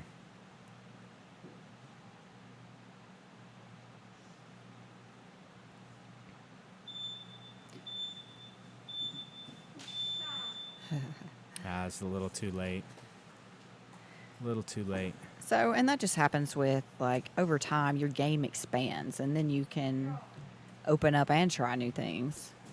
So, you know, Noah, blue belt. I think it really had to do with just two guys like that are very well aware of what each can do, and they knew that they're evenly matched, and they didn't want to take a chance of losing the match. That's what it looked like to me. Yeah. Because I know both guys, like, they both have a lot of techniques. Like, Noah really likes a lot of half guard, butterfly, Right. Stuff like that. I just think he thought his best chance and his safest chance to victory was through the closed guard, which, dude, who can argue with that, right? Like, Yeah. Closed guard, there's no submissions. Like, you can't get submitted. But you also can't move. Yeah, and then Dennis just didn't quite have enough to open Noah's closed guard. He did a really good job. Noah made one mistake. I mean, he reached for a guillotine at the wrong time, at the wrong angle, which caused his legs to open. And you saw Dennis was immediately on him. Passing. Immediately on him. Also, thank you to Lonnie Jones. Lonnie has been gracious enough to be a sponsor for the PGF, and he's also giving every competitor a copy of his book, Grappling with Life, Controlling Your Inside Space. So you can see all of my little Post-it notes here in the top. So you guys make sure and check this out. I think that it's for sale on Amazon. Egghead, if you would, please put the link in the chat for me, please. But yes, check out Lonnie's book. He's an amazing, he does so many things that are amazing, actually. He's an amazing speaker. He's an amazing writer. He actually does some drawing. He is part of the SWAT team for Huntsville. He is a climber. He does so many cool things. It's just really cool just to know him and hear him talk about things. But check out that book, guys. So next matchup, we've got Matt Elkins versus Matt Anderson, and this is definitely one of the matches of the night. I mean, Matt Elkins coming in off a very impressive performance, and then we got, Matt Anderson's tied atop the the Western Conference with Caleb McAllister. Matt doesn't have a lot of matches left. I mean, he's got 12 matches already, so he's got 8 matches left. I mean, every point now is really going to matter because he's thinking, man, I want to try and finish. I know he wanted to try and finish in the top 8. Like, that was his big goal, but he didn't even think he was going to be number 2. Tied for number 1. I mean, he's tied with he's tied Caleb. for number 1. Yeah, yes, he's tied okay. with Caleb. You said that. I mean, Caleb's got 3 less matches than him, but yeah, I mean, he's tied with a really, really good black belt atop the Eastern or Western Conference. But this is a really tough matchup for Matt, they're both named Matt, for Anderson, because he's not going to be able to bully around Matt Elkins. I mean, they're the same weight. I believe they both weighed 193 tonight. Matt's got the wrestling experience, or Elkins has the wrestling experience. He's really good on top. I think of all the guys, I think Matt Elkins is probably the worst matchup for Matt Anderson. I mean, obviously besides Elijah, I think Matt Elkins is probably the second worst matchup for Matt Anderson. And thank you, Egghead. I really appreciate it. You're my dude. So we got the main out here in the blue, wearing the ironclad shorts, versus Matt Anderson, the white belt, representing no gym, off the street, just out from the gym. I'm sure he worked out like 3 times today, and he's in the orange. All hopped up on pre-workout. Ooh, Matt Elkins sits. I did not see that happening. He's already in on it. Oh, he's already in on the head. He's going to get the tap right there, and he gets the tap. Beautiful. I love that strategy. Sits. I think that even threw Matt Anderson off. It threw me off.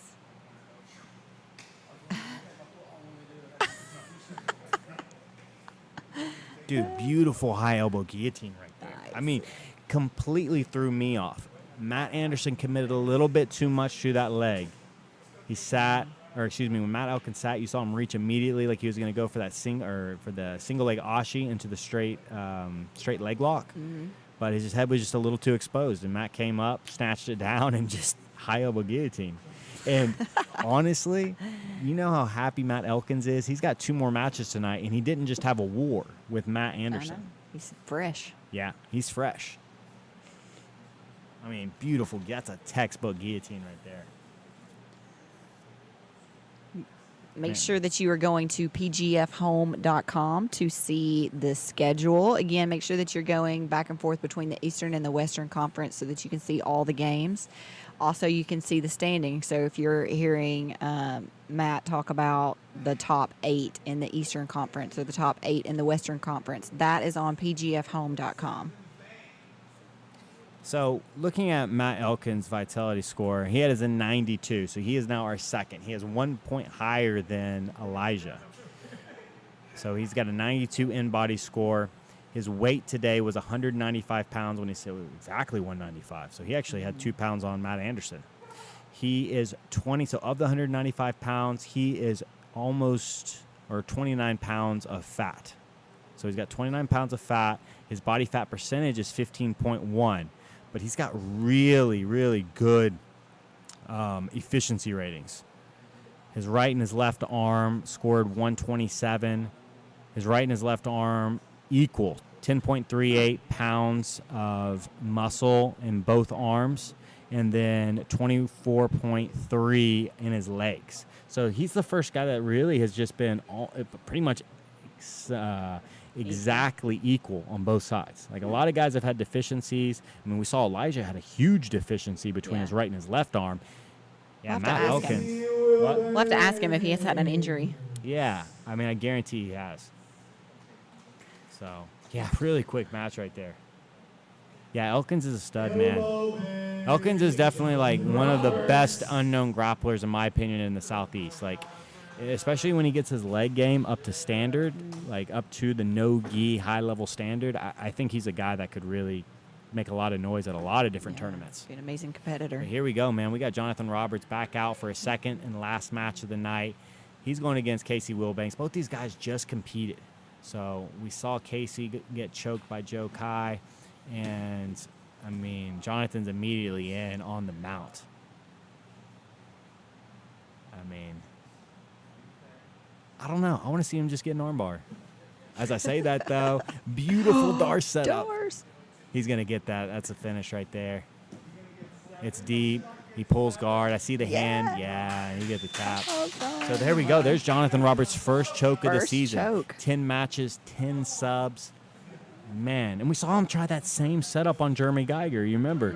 Kind of goes up like he's going for an S mount, steps over. As he steps over, the bottom guy tries to win that underhook. And it's just an easy, beautiful Darce setup. Definitely check that Darce setup back out. Look how he tried to use it against Jeremy Geiger. He tried it 2 or 3 times against Jeremy, but we just saw that, honestly, hit to perfection right there against Casey Wilbanks. Let's kick up the super chat, guys. Remember that tonight, 50% of what's given is going to go back into the pot that we're going to use to pay the players. So not only is it funding everything you're seeing here and your entertainment for Friday night, but you get to give to the individual competitors, the top 8 at the end of the season.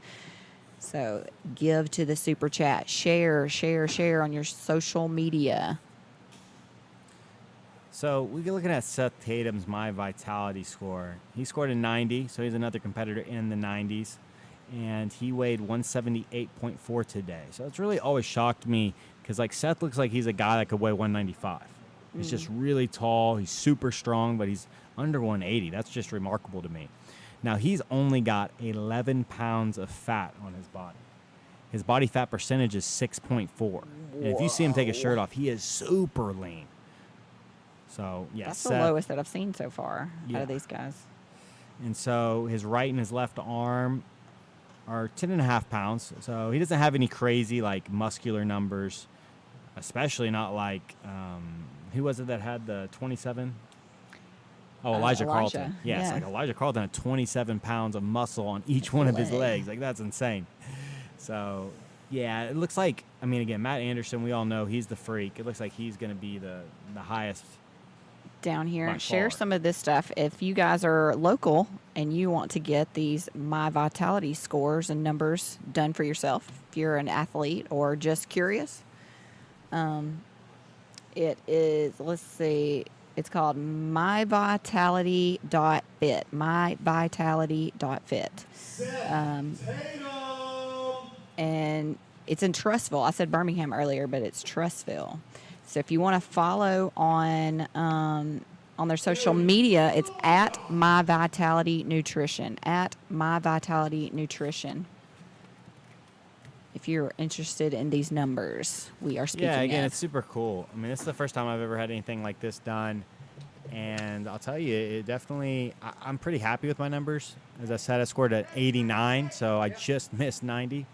But I'll talk about that in a second because we got a match going on. We got Eric Longar here in the orange, brown belt under Casey Halstead. Moved to Mississippi last year versus Seth Tatum, the blue belt from 10th Planet Decatur. And beautiful pass by right there. Man, Eric has done that multiple times in the PGF so far, and I never get tired of seeing that pass by. That was beautiful. Seth does a great job, though, does a half Granby, ends up back in his guard. And Eric, though, man, strong underhook and passes right through it. But Seth is so tough to keep a position on. Seth's one of the hardest guys. Like, you know that triangle between your elbow and knee that defends the space, like, for you getting your guard passed? Seth, like, heard that day one and just never stops defending that space. You saw Eric passed and just immediately Seth did a shrimp out, knee came right back through. But this is what's tough, man. You're going against a brown belt that can pass equally good to both sides. And this is definitely Seth's weak guard side. Seth doesn't really have a good weak side guard. And Eric passes, and now he's in a much, much better offensive position. In on that knee on belly, looking to win an underhook. Seth trying to get his frames in. I like the frames Seth has. I say that. He tries the ghost escape, uses it to get just past, but Eric does a beautiful Marcelo Garcia style backstep right there. I love that backstep pass.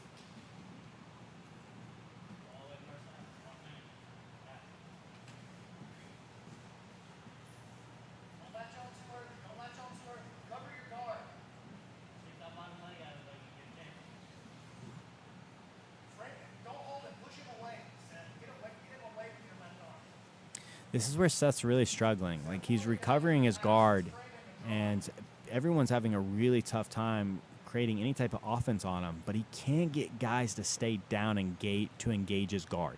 Whenever Seth starts to recover and they feel like he's getting ready to get a good guard position, they just back up and start passing again on the outside. We've seen Eric now do that twice, and that's going to be the theme for the rest of this match. I mean, Eric knows that I do not want to be in this long, lanky guy's guard. And he knows now he's passed 3 times. He knows that he can pass pretty much whenever he wants. 330. Especially when he goes to Seth's weak side. Seth looking for that ghost escape, but he's reached a little too soon. I mean, really now he's just trapped his arm. Yeah, the ghost escape is really difficult. That underhook escape that you see Seth trying to escape, or trying to use to escape, is really difficult. Seth makes it work, but I would... Somebody's going to take advantage of him right there. 305. And Eric showing beautiful guard passing, because I know Seth's guard can be difficult to pass. Frame the right elbow. Let's start the recovery now. Underhook the left. All right, drag him in now. All right, get into your game here, Seth. 245. Oh, beautiful. He threatens that back step. And you see how when Seth stopped the back step right there, he goes immediately into a knee slice on the opposite side. Beautiful chain passing, and definitely a spot for you guys to go back and watch and study what Eric did right there, because that was very high level. Now Eric's in the mount position. He's not quite in a good attacking position yet, because Seth's got a great frame. Both his arms are protected. 215.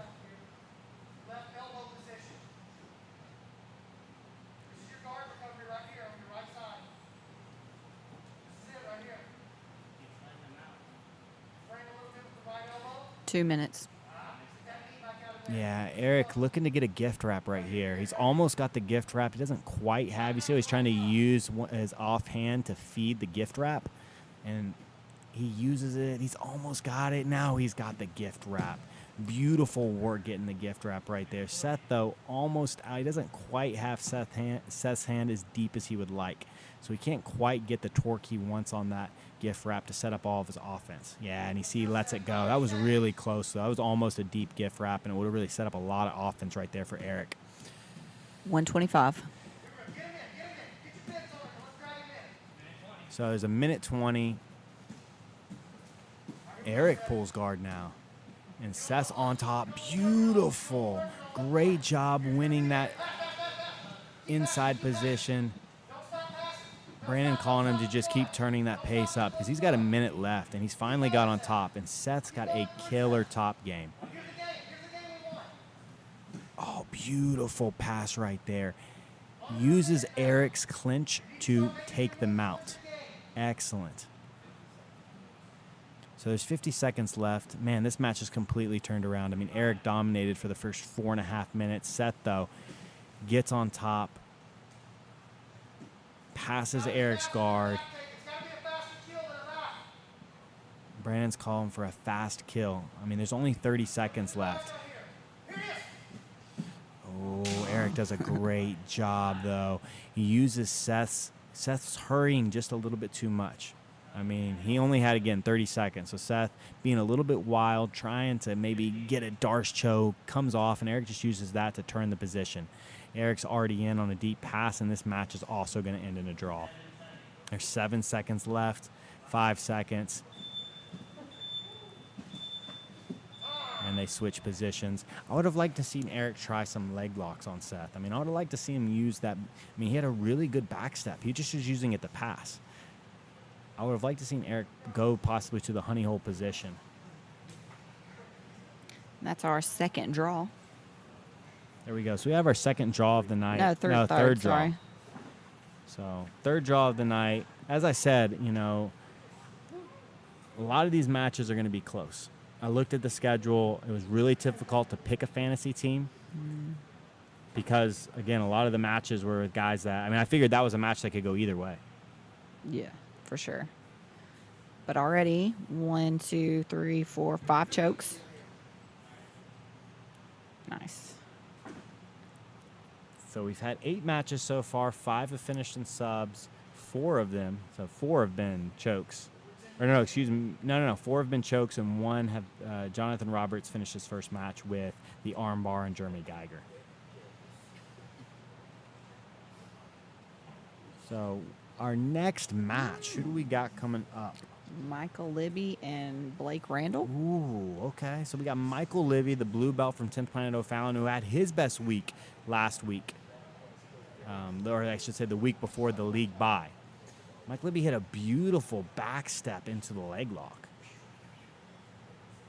Michael Libby needs to get control of this kid, Blake Randall. If he allows Blake to just roam around and attack his head and to just be Blake, he's going to have a really tough time. He needs to get him in a position. I mean, Michael Libby also played some really good rubber guard.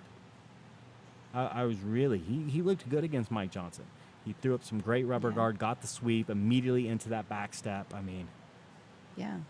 Okay. So if he can get to guard. Yeah. Guys, make sure that you're going to vote on the player of the week. So we've already seen some really good matches. If you've got a guy that really amazes you, then go to Facebook and make sure that you are signed up or join BrandonMC.Ninja, the Facebook group, BrandonMC.Ninja. And there will be the poll, and you can vote for your player of the week. Last week was Elijah Carlton, and he gets to go to Chili's with Brandon. This week, the winner of player of the week gets to go to Ninja, which is a hibachi Japanese restaurant. It's amazing. They have sushi. It's really good. So next match, we have a bunch of matches left, guys, and our next match is Michael Libby versus Blake Randall. Elijah Carlton's blue belt stud, Blake Randall, 16 years old. Him and Noah, man, the teenagers representing and doing very well. But he's going against the blue belt, Michael Libby from 10th Planet O'Fallon. Blake Randall's definitely been probably the biggest surprise because I didn't know anything about him. I knew a lot about most guys in this league, but I never heard of Blake Randall. Elijah Carlton, though, just swearing up and down, telling me, hey, my guy Blake Randall's going to shock people. Watch out for my guy Blake Randall. Blake Randall's going to kill it. And he is, man. Blake Randall is, let's see, where is he in the rank? He's number 6, so he's got 26 points. If he gets a choke here, he'll be in 4th place in the Western Conference. So definitely a very important match for Blake Randall here. Blake Randall, in my opinion, again, he needs 7 points here. He needs 7 points. Womp, womp, womp. Super chat from Lonnie Jones. This is the Lonnie Jones. So everyone's been asking, who's that young wrestler? Well, here he is, man. We got Blake Randall in the blue Raider shorts going against Michael Libby. Michael's probably got 40 pounds on the young Blake Randall, but, dude, when you're that young and you're that good, size doesn't matter. See a fireman's carry attempt, mistake. Oh, the fireman's carry is so difficult to make work. Blake does a great job, though, of rotating, and this is what Michael Libby wants. He's almost got the dead orchard. I really like what I see when Michael Libby gets to his closed guard. Playing the De La Hiva now. Blake did a great job. That's a really dangerous position to be when you're small, especially with like somebody that has a much longer frame than you, like Michael Libby. There's a lot of really nasty rubber guard things. Like Blake needed to get out of there ASAP. 502.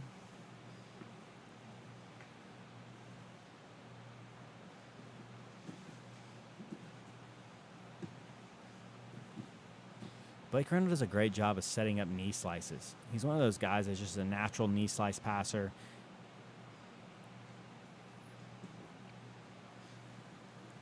.440. Michael will be trying to keep his knee shield, uses his knee shield just enough to push. Blake's advances back. Blake back on his feet, looking to win an inside position. Oh, what a honey hole entry. Disgusting. That was beautiful. He's in on a straight ankle lock, though. Elijah's calling him from to turn out. But, man, what a honey hole entry. Dude, we are seeing the best of Michael Libby. 407. He switches that. He's looking for a straight ankle lock. I think that was a mistake, but he's in 50-50 now, looking for that heel hook. Blake doing a good job of trying to get control of the head, and Michael's trying to switch back into the honey hole. Man, that's really nice leg work right there by Michael Libby. I'd like to see him pass it back. I think 50-50 was the play. 340. Blake, though, doing a great job showing that he's savvy in the legs. I mean, he was never even close, and those were some really, really slick entries by Michael Libby. It was. So Michael Libby on his butt, looking to play the De La Hiva again, and we've seen one really slick entry. Blake threatening a straight ankle lock. Oh, and he goes for it. Very interesting. 315. You see Michael not even making a face. Like, he's the type of guy it looks like that's like, nah, dude, you can. Oh, I heard a pop. I did hear a pop, but he's trying to use that to re-attack. I 100% just heard a pop. 3 minutes. So Michael Libby's foot popped right there, but again, no facial expression. He was trying to use Blake's attack against him. Blake tries to switch to the toe hold, but Michael does a great job of rolling out. Now they're back in the guard. Nice back step. 241. Blake's almost in on that heel hook. This is where guys can really get popped because they're both going for attacks. Michael doing good. Michael not making an expression, and now Blake's in big trouble here. Michael's got that inverted. He's trying to get that inverted. He's passed it over. He did a great job of countering that honey hole. 210. Oh, this is close. This is, oh. 2 minutes. He's trying to go for that inverted toe hold right there. Blake, though, is just looking at him. 150. That's really gnarly right there. His foot's 145. just small enough. He's doing just... He's switching to that power grip, that butterfly grip right there. 135. Oh, this is deep. Brandon's making this some is a deep terrible noises. 50-50. 125. Man, Michael Libby doing some really good leg work. Elijah's calling for him to fight the hands, and he's right. 110. I mean,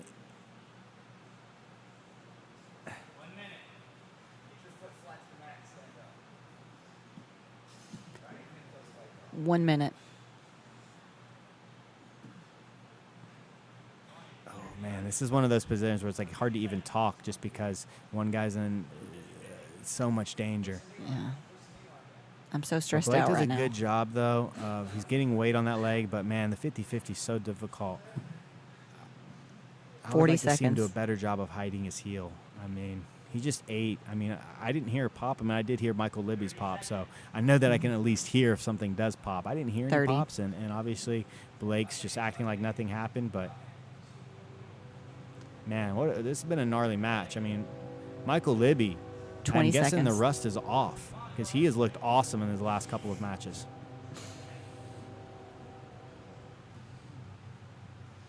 Oh, that was 10 a close seconds. attempt right there. 10 seconds left. Oh, Michael's in on the heel hook again. Blake does just enough to clear. And, man, this match is over. Ooh. Man, yeah, that was one of those matches that was tough to watch. Oh, I was so stressed out the entire time. Okay. Thank you, Jiu Jitsu, bud. I'm trying to keep up the womp womps. Hopefully I'm doing a good job. Yeah, I think what we're seeing from Michael Libby is a guy that's getting comfortable competing. Like, he looked, his last couple of matches, he's really got to show his jiu-jitsu. And that's what's cool. In a 20-match season, you see a guy like that. In his first couple of matches, I mean, Nervous. he just looked nervous. Yeah, he just gassed out. The adrenaline was high. He gassed out super quick. And, I mean, he really didn't get to show anything. Right. Now, these past couple of matches, I'm like, whoa. Nerves Michael are Libby's off. got some game, dude. Yeah. That 50, not 50-50, but the honey hole entry, the That was 411 entry awesome. off Yeah. the De La Hiva, like, dude, that was slick. But I you mean, called that's- it straight to the guard, got comfortable. I said, to stop Blake Randall, you got to stop his movements. You do not want him. Same thing with Joe Kai. Like, you do not want Joe Kai. You do not want Blake Randall. You do not want these guys, Dallas, just dancing all over you, going Around side the to outside. side. You know, we saw Seth really struggled because he just couldn't get a hold of Eric Longar.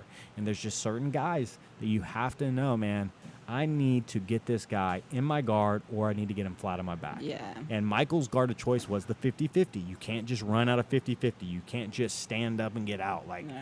you just can't. All right, Kevin Primo says he's happy with his picks for fantasy. Are you number one, Kevin? He is number one. I'm He's number number one. 3. Yep. I'm- Kevin is number one by 2 points. Mm. You're down 3 points. Brandon's back 6 points. I'm coming for you, Kevin. Well, that match was gnarly. Really nice work, man. Libby showed. I think Libby's actually best attempt. I mean, obviously, he had some really nice-looking leg lock attempts. His finishing, breaking mechanics just weren't there. I mean, he needed to get a pop. Like, that was the only way Blake was going to tap. Yeah. A lot of guys would have tapped in similar situation. So You know, guys in this league would have tapped. But Blake, you know, being young, 16, just, nah, I don't hurt yet. You know, I don't have injuries. So Michael 16. Libby, did you just hear one pop? I did hear one pop. Scaff has a theory about one pop. Well, I don't think one pop's serious. For every guy I've ever known that's ever torn something serious, like when I tore my shoulder, it was like 8 pops. Yeah. Everybody here that I've known that's torn something serious, it's like, man, I felt like 3 pops. I felt 4 pops. So one pop is like a warning sign. It's like, oh, you stretched something. But you're okay. And, dude, Libby ate it. He didn't say a word. He didn't make a facial expression. No, yeah. I know, dude. Carlos, I'm with you. Everyone's like, do it. Break it for the empire. Break it. But no, I'm glad neither guy got injured, and Me they're too. both yeah. Me too. We still haven't had an injury in from the matches in the PGF. We've had guys like drop out Injure due to themselves injury. in training, in between time. So, All man, right. that last match was probably match of the night so far. But let's see here. Who do we got next? So we got Matt. We've got Kiahi versus Jeremy Geiger. So Jeremy Geiger coming off a great showing against Jonathan Roberts. I mean, really pushed Jonathan to the end. I mean, Jonathan got that last 30 seconds, got the sub he was looking for. But really tough match for him. But Jeremy's coming in now against Kiahi. And Kiahi, I believe, he has one win, correct? Yeah, was it Mike Johnson? Yes. He has a 3-point. I believe he got a straight ankle lock. So Kiahi's, though, giving up 58 points, which is, I think, by far the most of any. Yeah, so Kiahi's given up the most points in the league so far at 58. So, man, I mean, Jeremy Geiger needs to get those full 7. Like, when you see a guy like that, especially knowing the other guys in this league, when you're going against a guy that's giving up 58 points, you need to capitalize and you need to score. Right. I was thinking knee bar, but, yeah, he needs to definitely go for the choke. Do you see Kevin here? He's talking trash to me. Definitely number 1. Trying to see if there's really any other interesting My Vitality scores. So, guys, I highly recommend, especially any of you guys trying to be athletes or you have kids that are trying to be athletes, I mean, just take advantage of technology. Take advantage of just different things that are going to tell you, you know, if you have a deficiency or, like, for instance, again, looking at my score, I see that I need to work on my legs a little bit more, especially my leg endurance, my leg muscular endurance. Because I think of pretty much everybody, I have the highest arm efficiency. All those dumb chokes. Yeah, all my chokes. Yeah, I'm pretty sure I have the highest arm efficiency of all the guys that have got this done so far. But my legs are much lower than my arms. They're 22 points lower. So, I wonder if... We got to change up the strategy. Oh, I say that. No, Matt Anderson has a way higher. So I think it's Matt Anderson then me, and like arm muscular efficiency. That means like Matt Anderson arms, then my arms tire out the least of all these people. No. Yeah. That's right. Scaffing his dumb chokes. Yeah, there we go. Yeah. So I do. I have like by far the most, and then Matt even crushes me a little bit. So, but as I said, you know, looking at my sheet, I see like, oh, my legs are kind of more of the average. You know, it's right where most of the other guys are at. Yeah. Right at that 112. I'm going to look at my sheet later. So, anyways, really cool, you know, when you can look at this stuff and just get your numbers and just kind of get a new plan of attack. And so it actually makes a lot of sense because I have been focusing a lot of my lifting time on the upper body. Like a lot of my tests recently have been upper body, whether they've been pull-ups or they've been bench press. Yeah, your goals. Dumbbell bench press. But now my goal right now is the deadlift. So I've just started trying to get just a 20 rep max. I like doing 20 reps, especially for grappling. It's just way safer, especially in lifts. So I just started with the deadlift, and I'm at 155. I did 155 for 20 reps today. So basically my body weight. I weigh 160. I weighed 163 this morning. So almost my body weight, did 20 times deadlift. It felt pretty good. Yeah. So, I mean, you were there. You watched it. It looked strong. Thank you to Jeff Keith and the Physical Therapy and Balance Center. So not 2 weeks ago, I guess it was 3 weeks ago, Jeff Keith bought a $50 Phalanx gift card to give to the Player of the Week. So we really appreciate Jeff Keith. He also, his team came out and did the combine scores for our competitors. Give me a water. So we really appreciate Jeff Keith and his team at Physical Therapy and Balance Center. Thank you. Thank you. Thank you. All right. Thanks, sir. Also, let's talk about or mention again the Grappling Discourse podcast with Matt Scaff here. It's done competitor interviews, also interviews with Keelan, our media guy, and the commissioner, Brandon Mccaghren. So he has a lot of different topics, actually. So it's not just the PGF. It's all things jiu-jitsu and otherwise, actually. There's a variety of topics, actually. So check him out. Very interesting. Next week, I got a special guest. I've got Lonnie Jones coming on. So me and Lonnie have already set a time and date. He's going to come on, and really we're going to sit down and talk a lot of mindset stuff, a lot of competitor stuff, obviously a lot of Lonnie Jones stuff, because he's a really good grappler, a purple belt level grappler. But really looking forward to getting Lonnie on, and as well as just getting more interviews. I mean, I know a lot of people are liking the PGF.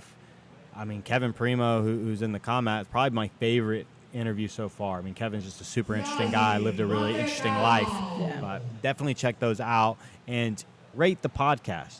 You know, just rate it. Dude, yeah, I wish, Keith.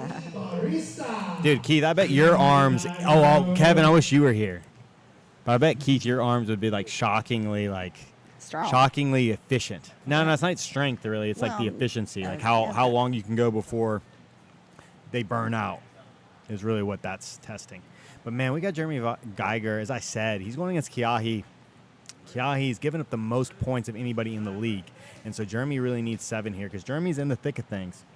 He's number 6 in the Eastern Conference. There is that big gap at the top, but Jeremy's right there in the middle of the Eastern Conference standings. Oh, I love Jeremy just feeling the guard pull. He keeps that head tie and just guides his left leg into the inside position, immediately past, and he's already in on a north-south choke. He needs to turn. Kiahi needs to get on his side right here. Good job, Kiahi. Got on his side. Jeremy really calm. I mean, this is where Jeremy wants to be. I mean, we saw in the last match when Jonathan got on top, I mean, Jeremy panicked a little bit. But he did really good against Jonathan on top. Now he's on top against Kiahi, and Kiahi's got a really big mountain to climb here. So Jeremy's in a good north-south. He's setting up a couple of different attacks right here. But that north-south seems to be what he's looking to go to. Oh, he's in position right here. Oh, beautiful. I love using the north-south up into the guillotine. Ooh. Yeah, Jeremy's really close to getting that. You see Kiahi trying to fight and win back that space, and he does just enough to slip his head out, and Jeremy's on top in the mount position with 4:40 left. Yeah, Jeremy just didn't do enough in that north-south to turn and keep Kiahi's face turned away. Kiahi kept slipping out, but I love that north-south attack up into the mounted guillotine. Jeremy got really close right there, but Kiahi did just enough, slipped the head out, but now he's holding on to the waist too. I don't like the hold the waist. I mean, number one, you're not ever going to escape. And number two, you're just leaving your arms really exposed. I mean, if the guy's not punching you, holding the waist makes really no sense. 404. Yeah, you see his arms are just super exposed, which allowed Jeremy to get this arm triangle position. Jeremy's got a really good arm triangle. Brandon was calling for it right when he saw. Oh, really nice job by Jeremy Geiger. I thought he was going to get taken right there. That was a great time to bridge by Kiahi, and Jeremy, beautiful. Right up into the rolling front headlock attack, looking for that anaconda.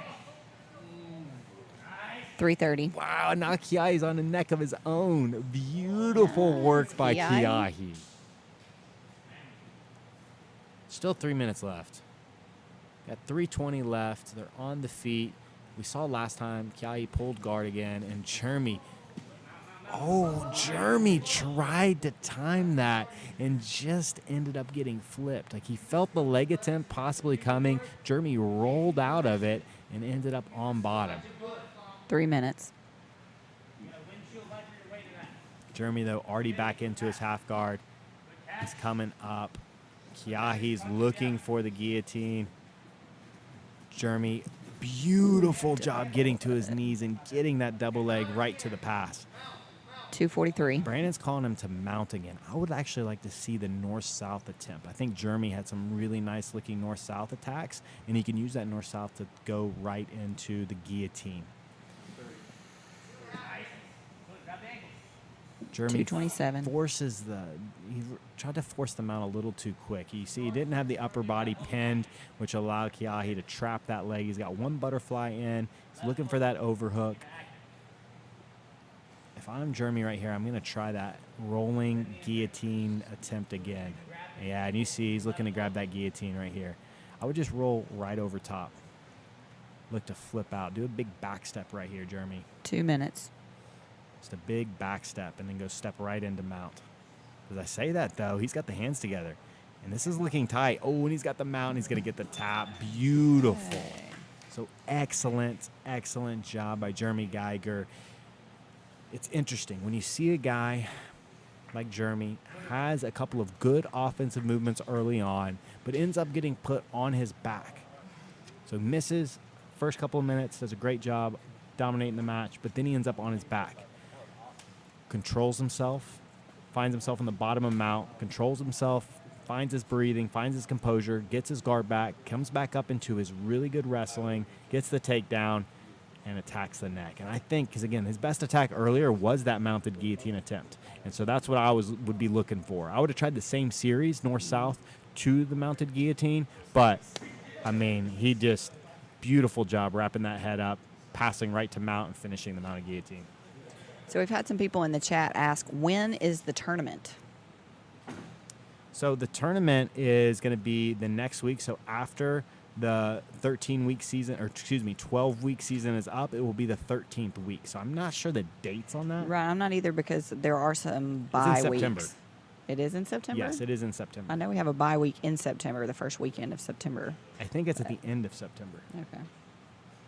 but I could be wrong. Maybe it's thought the it was first week of October. October. Yeah, no, I think it is the first week of October, like October Okay. 6th or something like that. Yeah. But yeah, the top We'll find 16 out. guys, top 8 in the Western and Eastern will be put on opposite sides of the bracket. So currently our number 1 seeds are Nilo and Caleb McAllister. So Caleb McAllister would be the number 1 seed on the left side of the bracket, with Nilo being the number 1 seed on the right side. Well, him and Elijah now are tied. They both played 11 So games. it'll go like this, right? So it'll go like 1 and 8 will go Yes. against each other. So right on now it would Eastern. be, so I guess it would be right now, Elijah, they're tied, but Elijah has a win over Nilo. So I guess, Elijah is the top of the Eastern Conference, and he would be facing Josh Daddario. And then Nilo would be facing Noah, Jeremy Geiger, Seth, and Matt Elkins, and Mario. Right, but this is just week 5. Yeah. So a lot of matches left to be played. Right. So up next is Matt Elkins and Lewis Collins.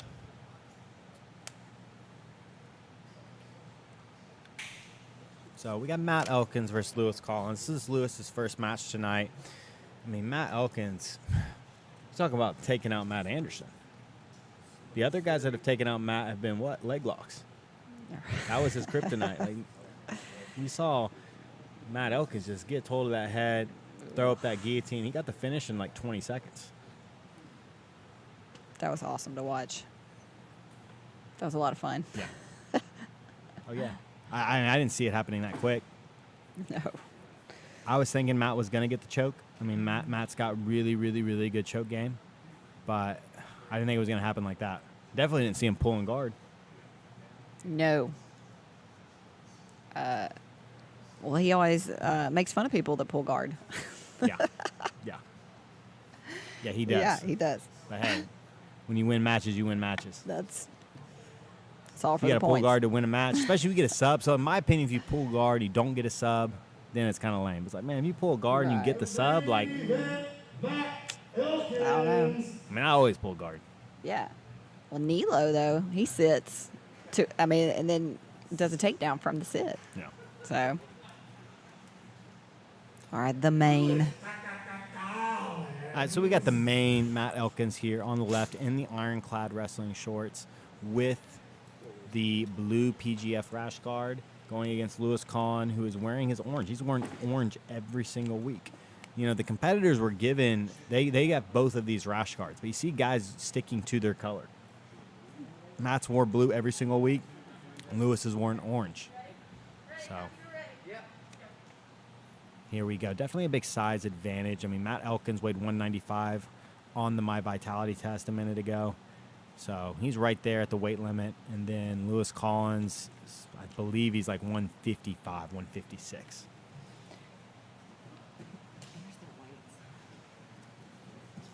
So Matt pulls guard again. Beautiful takedown. So it looks like Matt is using that guard pull to get himself into better takedown positions, and he's already right in on his choke series. Uses that choke as a threat, looking for that guard pass, and using the choke, beautiful backstep. Using the choke to just get guys off your legs is also great, but really nice job right there. Lewis almost recovers his guard, but Matt just uses that modified X pass right there. You see, he just takes his left hand, C cups, pushes Lewis's knee out of the way, and he's right on that knee on belly. And that knee on belly was so secure that Matt could pick up his headband and toss it to the cameraman. That is Conscious Keelan. Great work by both Matt and Conscious Keelan to get that headband off the mat. And we're seeing a really, really nice knee on belly position. It makes perfect sense that Matt has such a good knee on belly because, man, he fights MMA. I mean, all MMA fighters should have a very high level knee on belly. Matt attempts another guillotine. Lewis, though, doing a great job. He's escaped 2 guillotines already, just escaped a north-south attempt. It looked like Matt was, oh, beautiful. I was getting ready to say attempting a neck crank, but he threw on a slick triangle right there. Beautiful triangle from Matt Elkins. And this is deep. He needs to get his angle a little bit better, but he's going to get the finish. Man, if you did not have Matt Elkins on your fantasy squad, you screwed up. I did. I did too. And he's already got me my 14 points that I requested. He's going for 21 though. You're acting like you some type of prophet or something. Well, Like you knew what was up. you said it. I just said you guys had better. I knew that anybody that knows what's up should have Matt Elkins.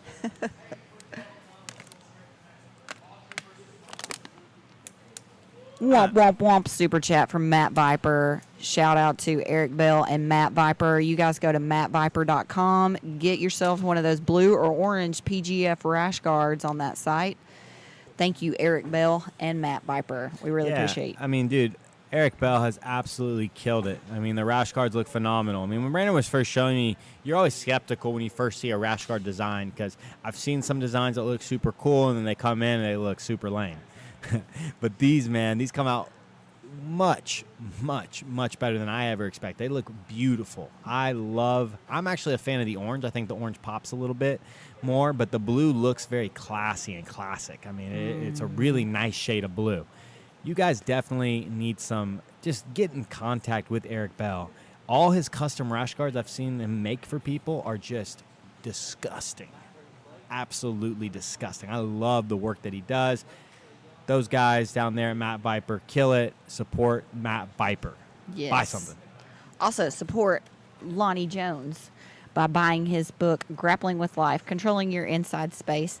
We really appreciate you, Lonnie, and everything you do for 10th Planet Decatur and the PGF. We really appreciate you. Lonnie's giving a copy of the book to each one of the competitors.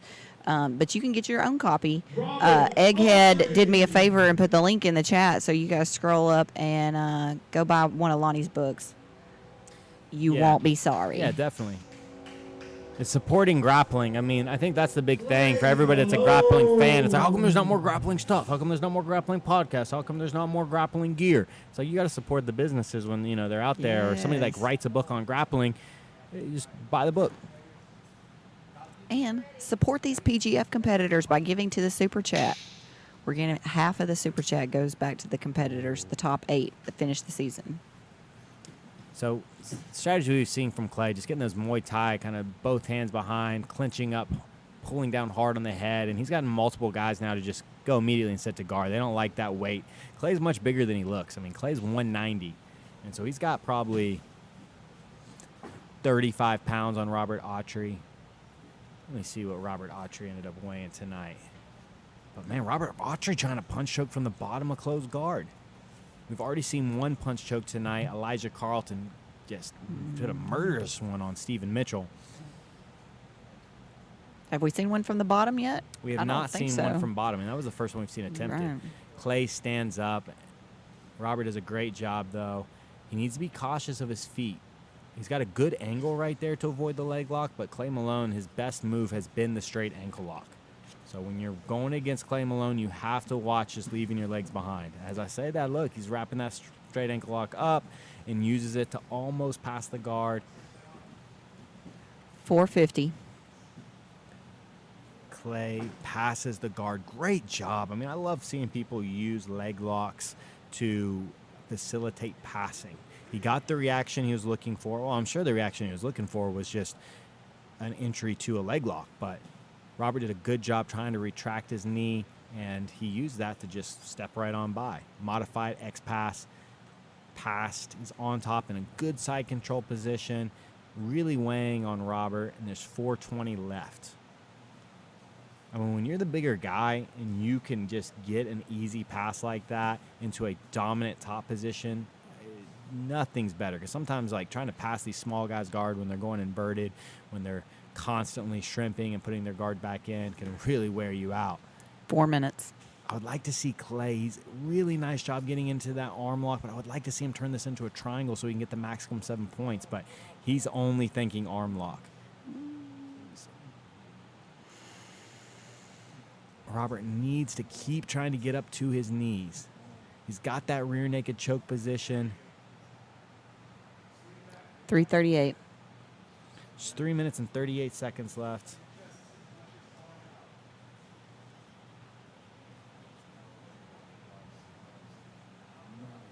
Very nice job. Very calm. I love Robert adjusted his grip, got that rear naked choke grip, didn't panic, didn't rush, got to his knees, and now he's past Clay Malone's guard. Beautiful. Nice. And I wonder if Clay now, I wonder how tired Clay is. Oh, wow. Really nice bridge and roll right there. You could see Clay kind of bait him into that because he even baited me. It looked like he was a little tired there. Laid flat on his back.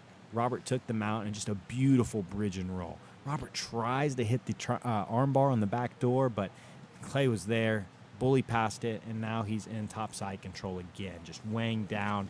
2:45 left.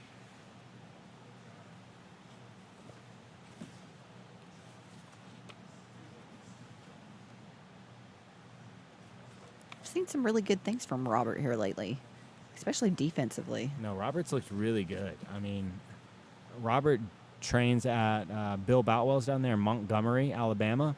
But, man, it's definitely getting close for Robert to get that blue belt. I mean, he's looked really good. He's shown some really good technique. 215.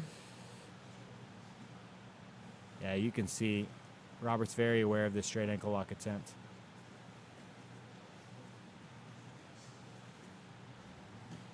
Oh, and Robert's in on his own leg lock. But, man, this is tight, and he's going to get the tap right there. Yeah, Robert, you see, man, that's one of the big issues with trying to attempt your own leg lock with a guy that's just hunting your legs. Robert won the inside position for a second, tried to get that Ashigarami position, but Clay did a great job, scooped up the leg, and since Robert went for his own and is just not in the position to defend, legs were a little too extended, and we've seen Clay finish 4 or 5 straight ankle locks so far in the PGF. I mean, that's his move. Yeah. Let's go ahead and talk about the points again, because I guess we just assume that everybody knows by now, but we may have some people who are new who don't know how you score points. So 3 points for any kind of what we call a break, so any kind of joint manipulation. 7 points for what we're calling a kill, so that's a choke. And 0 points for a draw. All right, so 3 points for a break, 7 points for a choke, 0 on the draw. So yeah, looking at Robert Autry. Robert Autry weighed 160.3, and his body score was an 86, so that's pretty good. He has 23.6 pounds of that is fat. He's 14.7% body fat, and all his numbers are pretty even. They're all right around that 110 mark for his muscular endurance or muscular performance. I wonder how hard it is for your score to go up just like a point Yeah, I was or two. wondering that. Yeah, no, I'm definitely wondering that. Yeah, and I just wonder how it calculates everything. It's really crazy. It makes you wonder. You always wonder when things like this are being done, like how accurate is it? Yeah. Well, yeah, you stood on top of these sensors and hold these things in your hand. Yeah, and you're just, it's crazy. So, It's yeah, I don't really, know. really cool. It is cool. So, I mean, I'd love to get mine every 6 months, just kind of see. Yeah, your progression. But let's go ahead and look at our next matchup. We have, who do we got next? Matt Anderson and Mario.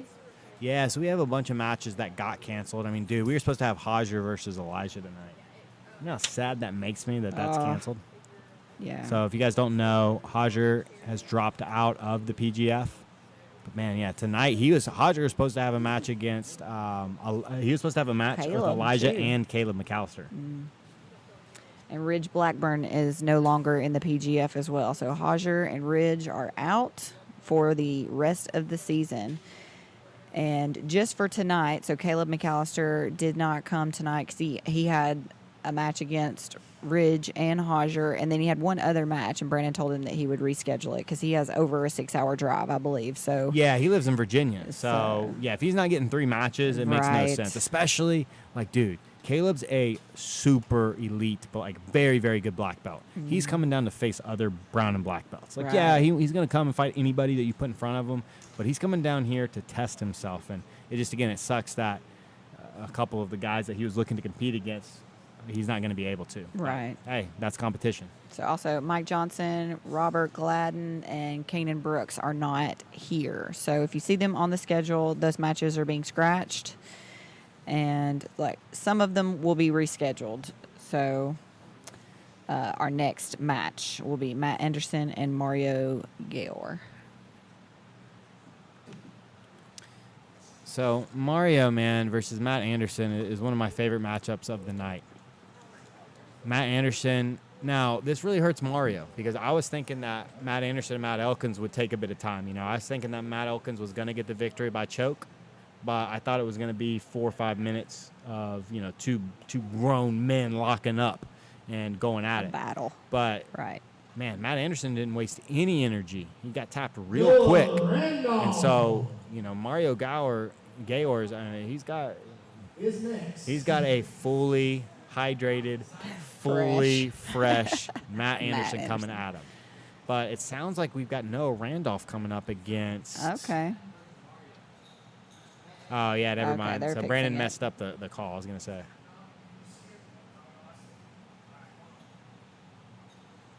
Yeah, it should be Matt Commissioner Anderson error. versus Mario Gayor.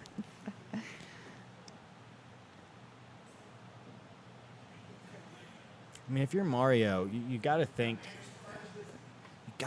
the leg lock is the best answer. But we haven't really seen Mario go for a lot of leg locks. I mean, he's gotten in the leg lock battle with Joe Kai and Stephen Mitchell.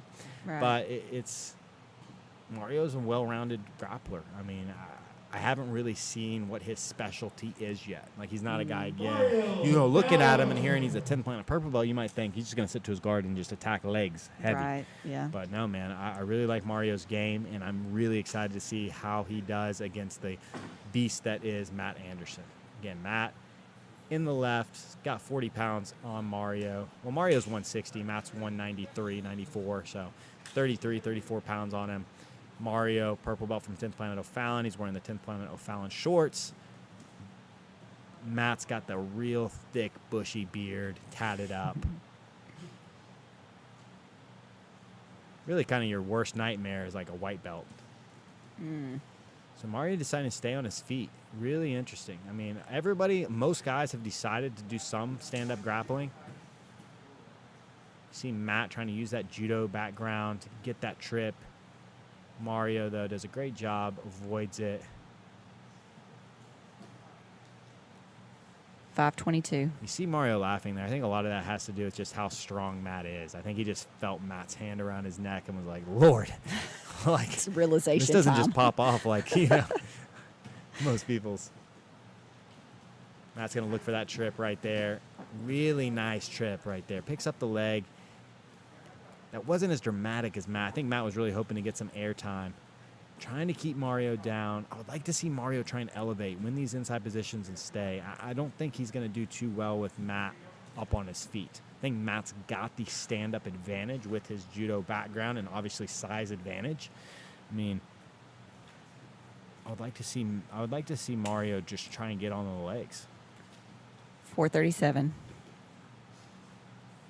Looks like Mario's trying to win a 2-on-1. He's trying to go to the Russian tie. Oh, really, really hard leg kick right there. Matt's in there. He's got the inside position. He's got that. Oh, tries the scissor leg. 410.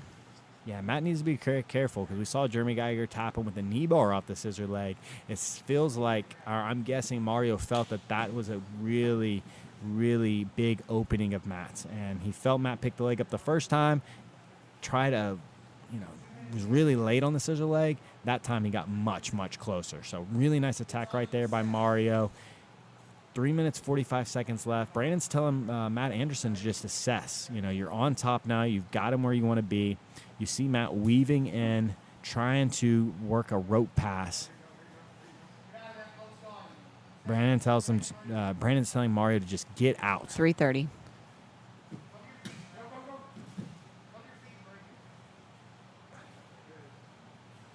Man, Matt Anderson really reaching back, doing a lot of wrong things. That's scary. I would definitely not recommend to reach back like that. But it's going to be really difficult for Mario to win this angle. 305. Matt just did everything wrong right there. Reached back inside the legs, but he's so thick and so much thicker. Mario doesn't have those long legs. So you see Mario can't even lock up the full triangle.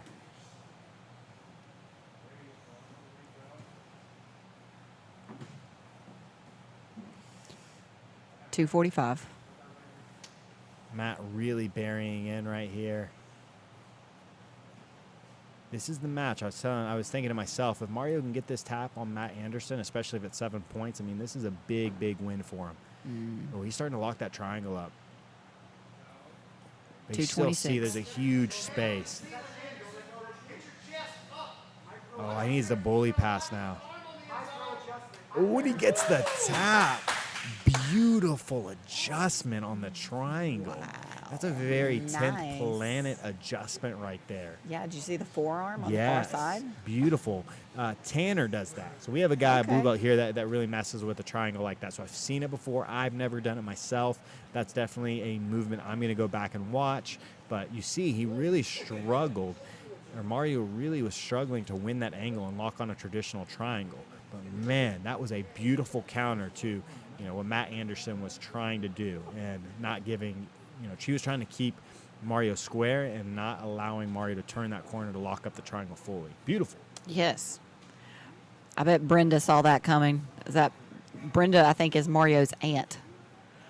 I know she's super, super proud of that. Hey, that man, was amazing. I'm telling you, I just said it. In the middle of the match, Mario should be very, very, very happy with that 7 points. I mean, Yes. Matt Anderson, he was on top of the Eastern Conference coming in. Or Western Conference, excuse me. I keep mixing up the conferences. But he was on top. I mean, he's been tapping a lot of people. Yeah. He's been bullying guys that he's a lot bigger than. You just seen him go out here and bully some of these guys. Mario did a great job, stood on the feet, looked at Calm. the scissor leg, missed the scissor leg. Got kicked in Matt, the legs. and he did just enough. So, and that's really important as well. You saw how he got Matt in the closed guard. And Matt struggled when he couldn't move. He couldn't be athletic. He couldn't do what he wanted to do. He panicked a little bit and just started reaching. You saw him just reach back. He just tried to reach back and open the closed guard with his hand. And that's, honestly, that's day one jiu-jitsu. Like, no. You're leaving your neck Don't open. reach back with your hand. Don't reach back with your hand, especially against a dude that's a purple belt. So next up will be Josh Daddario and Joe Kai. Man, that was sick. I'm telling you. Whoa. That was a really, really sick counter to what Matt Anderson was doing. I like how he finished that triangle. That was amazing. That was awesome. Super impressed with Mario. Good job, Mario. Yeah, really, really big win for Mario. Brenda, happy for your boy. You should be proud of him. So next match, we got Josh Daddario versus Joe Kai. And Joe Kai's a guy that I was expecting like his numbers to be super high on the My Vitality. He had pretty good My Vitality scores, but Yeah. he ended up with an 86 on his body score. So again, that's Okay. really good. That's good. That's Yeah. definitely in the upper portion of all the competitors. So that's good. His body fat is 14%. Okay. And It's crazy because his cardio he weighed is 158. amazing. Yeah, his cardio is good, but none of his muscular endurance really stick out. So it's really made. I'm guessing it's a lot more cardiovascular. It's not necessarily. I need to get to this match because Joe Kai's in the orange. He already has tried an Imanari roll. We've got Josh on bottom looking to play the De La Rivas, and he stands right back up. Really fascinated by that decision. Josh usually just always sits to guard. Everyone is deciding that they don't want to be a guard player. 5:30. Beautiful cross step by Joe Kai right there.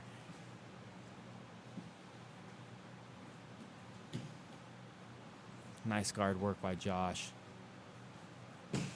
Got a rolling Kimura attempt by Joe.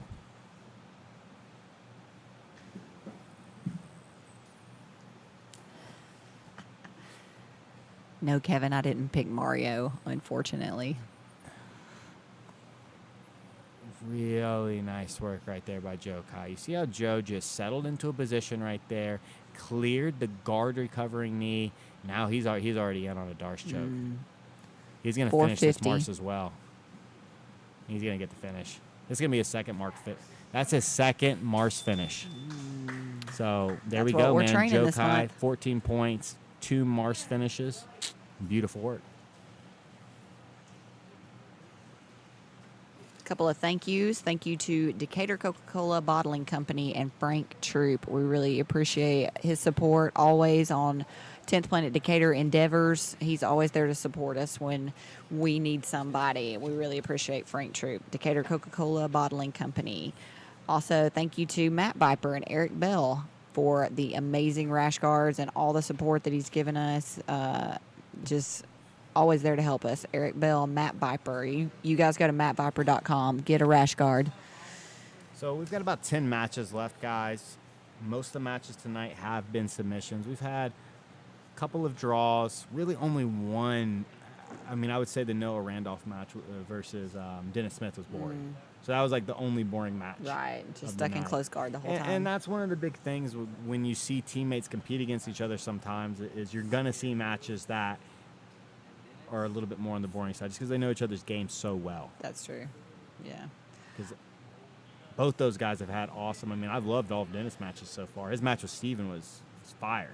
Really, I know. really good I love match. watching his takedowns. Yes, I just do because too. he's got a different skill set than a lot of, start in jiu-jitsu and then continue through jiu-jitsu. It's cool to watch the wrestlers come in and then pick up jiu-jitsu as their second thing.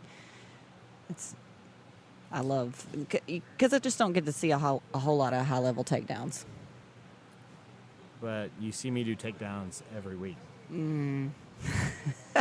I said high-level If takedowns. my vitality could score my takedowns, it would be 100. No. What do you mean it wouldn't be 100? You just said you sit guard. Yeah, that's because I don't want to hurt anybody with my Oh, wrestling. okay, yeah. I'm doing it for the other person's Right, health. to keep them safe, right? But back to reality. We've got Matt Harrison versus Dennis Smith next. So the Scarecrow Doom coming back versus Dennis Smith. And this is a match that he should be expecting to get 7 points. I mean, Dennis has looked awesome, but Matt Harrison's going to be a really tough match for him. So where is Matt Harrison? So Matt Harrison is number 4 in the Western Conference. So a win here puts Matt Harrison at the top. He'll be the number 1 ranked guy. Because Matt Anderson's got 2 losses tonight. And then Caleb's off. Yeah. So He's not collecting points. I'm sorry, Brenda. I didn't know. I'll know next time.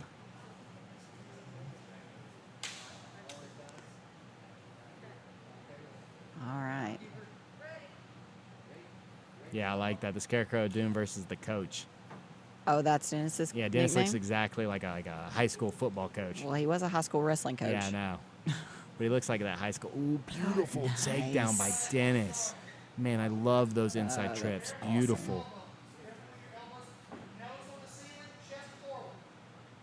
Really nice trip right there by Dennis. But, man, you got the takedown right into where the Scarecrow Doom wants to be. And has anybody really escaped the Scarecrow of Doom's closed guard? I mean, I would almost just. I say that. Dennis just stands right up. Yeah. He's into almost a half guard position, but man, the Scarecrow is just right back into where he wants to be. I think the Scarecrow needs to be a little bit more cautious, keeping the posture. He allowed Dennis just to stand up a little bit too much. He needs to keep that posture down here so he can really set up that triangle. 5 minutes. And you get 5 minutes to work, and you're in the Scarecrow's guard already. Tough task. Tough task for anybody. So that's the biggest difference, watching like the Scarecrow play close guard and then watching what Noah was doing. Noah was really only working on one plane. He was just trying that hip bump over his opponent's left shoulder. He just kept trying that into the flower sweep. What you see from the Scarecrow is you see multiple different ways that he tries to off-balance opponent as well as create angles.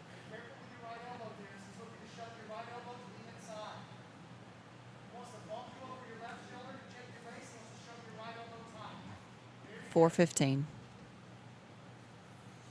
And you cannot fall asleep. I mean, if your wrist position, if your hand position gets just slightly too close to your center line, to your belly, he's going to pop that triangle on. So while he's doing all these movements, trying to play high guard, you see him trying to walk the legs up.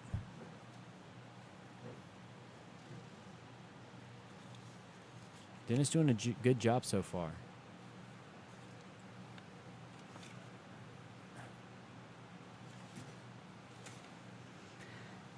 .342.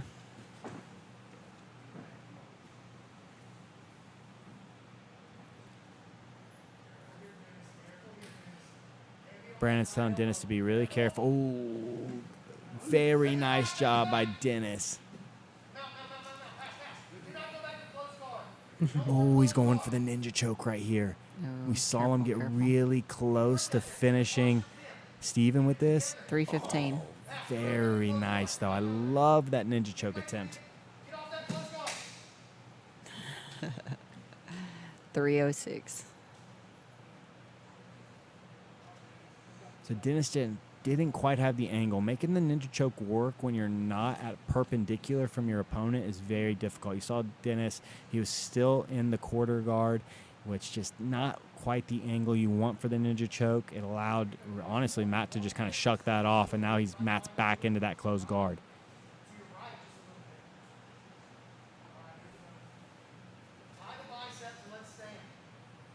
So Brandon's calling for bicep ties right here, tying them to the ground, posting and standing. And I agree. You need to create distance from Matt Harrison. The more you stay on your knees, the more opportunities you're giving him to set up those triangles. We haven't seen Matt attempt a leg lock yet. So standing, there's really not a big threat. That's one of the big things. Like, if Matt was a really good leg locker, standing would expose your legs. But since he hasn't attempted any leg locks this season, you kind of know, like, okay, I'm free to stand from the closed guard. I'm not exposing myself. 2:05. Matt's in, though, now on a Kimura attempt. I don't have the angle, so I can't quite see how close it is. It looks like Dennis is buried in. Oh, really Hands nice in. triangle. So Kimura, Oh, hands out. that was beautiful. Kimura threat to triangle. I wish I had a better angle at seeing that. I'm definitely going to go back and watch that. Scarecrow getting you 7 points. I know a lot of people picked him. He's going to get you 7 points every week. Okay, speaking of the points, make sure that you guys are joining the Fantasy League, and the link to the league is in the description underneath the video. So you guys are not going to beat me, but you need to go in and start getting your points, and you can beat somebody else.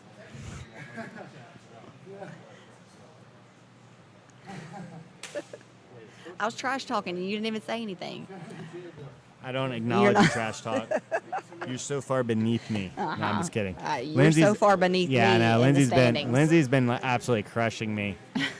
And many things in my life, but the fantasy is just the newest one. She made sure, she seriously sent me a message this week just to make sure you set your fantasy line up. And I was like, she purely wants me to do it just so she can beat me again. Yeah.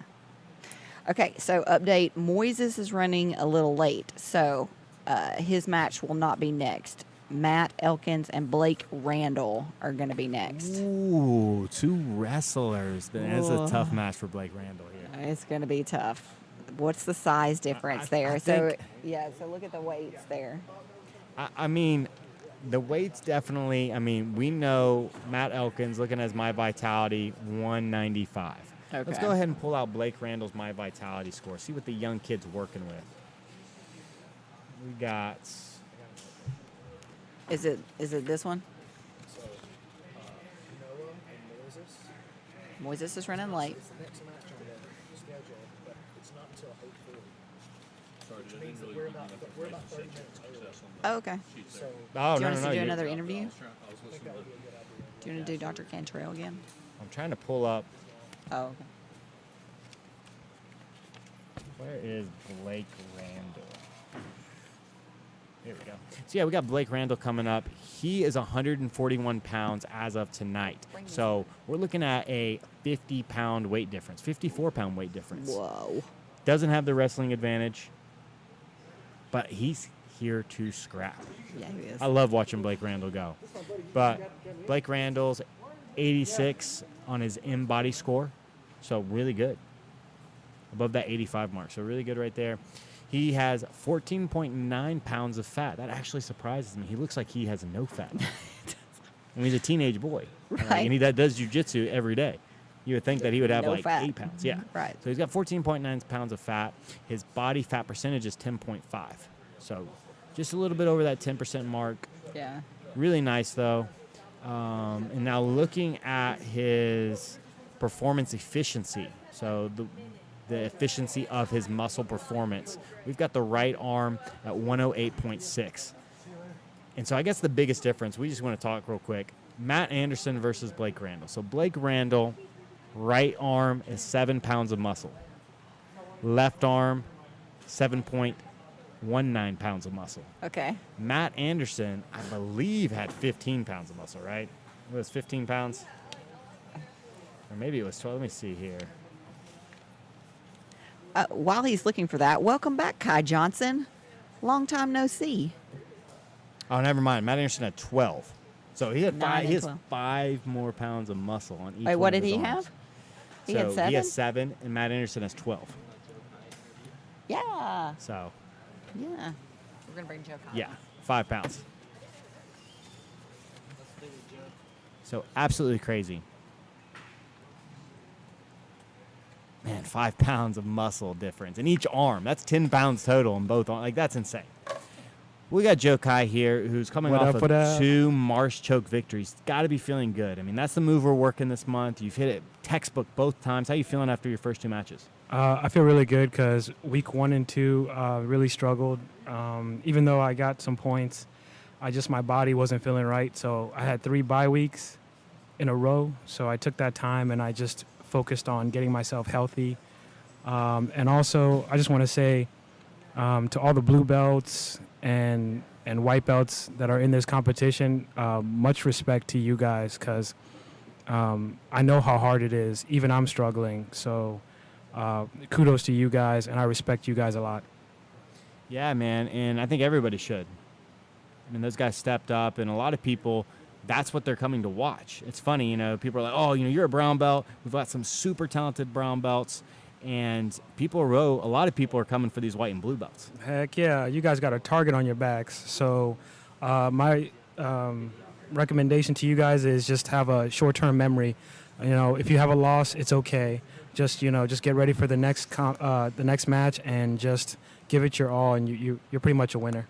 So was the Marsh something you did before this month? Like, was it a move that Nope. was heavy in your game? Nope. Like, what would you normally have done in that situation? Because you end up both times. Well, first time you end up in the turtle position in that front headlock, locking Yeah. up the darce, and did it feel natural just going right into the Marsh? It felt really natural because, like you said, we've been doing it all month. So I'm lucky enough that I've been able to come to class consistently, and I've been putting in those reps. We have a wall over there called a drill challenge, and you just pretty much you put the number of reps that you put on there. And right now I've got 75. And I did all those within all last week. And then we've also been coming to class and drilling it. So, no, it was not something I normally do, but it's something that I felt very comfortable doing because we've had lots of time to work on it. And so 2 wins, though, 2 chokes tonight. You're at 14 points. Looking at your position in the standings, you are at, let's see here, where are you at? So you've only had 5 games. So looking at the bracket, like you're way down, but you've only had 5 games. Yeah, I've been out. So you're at 14 points. You're currently now at 28 points. I mean, you're all the way up and to the 4th spot. I mean, you're tied for 4th now. Yep. Or excuse me, you're tied for 5th now in this division with 1 match to go. Yeah. How do you feel about that? I mean, obviously making up that much ground in just one night already. I feel really good. Anybody that goes to the gym with me knows that I put in the work. I like this sport so much. I like what we do, and I understand and respect the fact that if you're going to compete, you have to do the work. You know, you have to make adjustments. If you are not happy with how your performance was the prior week or a prior competition, just take it with a grain of salt and then just make the adjustments. You know, and that's what I did. I looked at the way I competed, and I said to myself, does this make sense?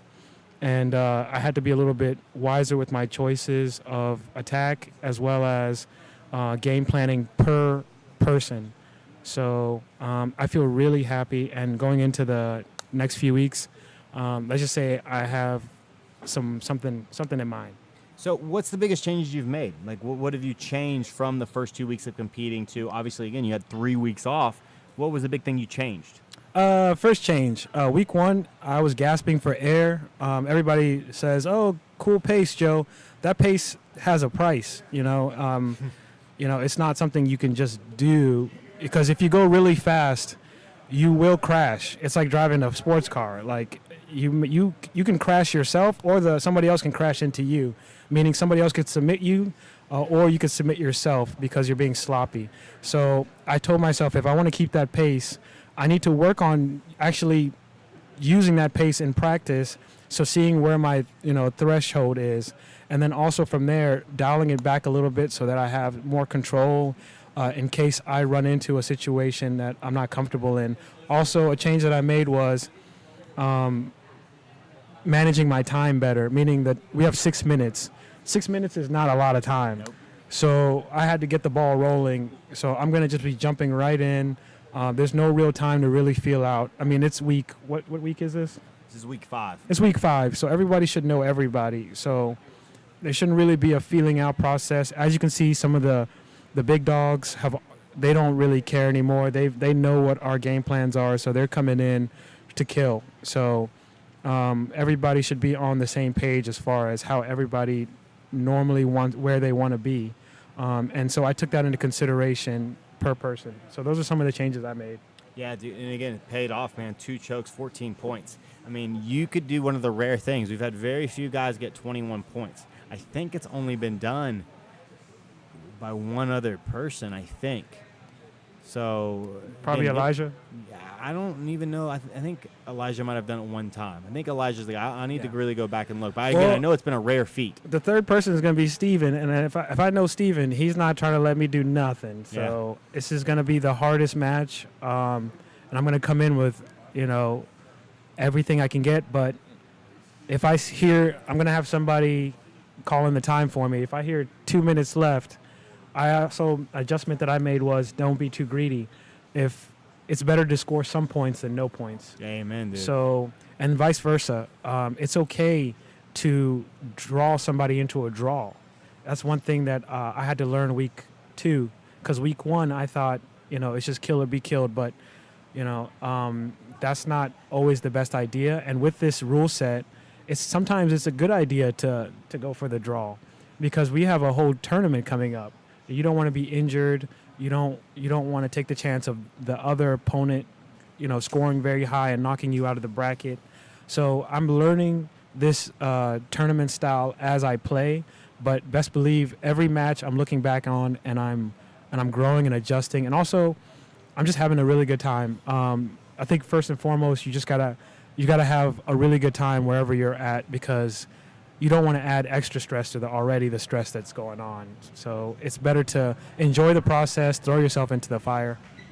Completely agree, and you have a beautiful attitude when you compete. It's always a pleasure being around you when you compete because, Thanks, dog. you handle it well. You handle the wins well. You handle the losses well. I cry you at take the night. feedback. Yeah, you cry alone and keep that stuff in the I just go closet. into a corner and go, oh, God. No. But it's that's one thing that I'm thankful that I do have is experience. I've lost a lot. I've won a lot. I've competed a lot. So I understand that tomorrow's a new day, so just because you didn't do well or you didn't live up to the expectation that you thought of yourself at that moment doesn't mean that you can't, work towards that.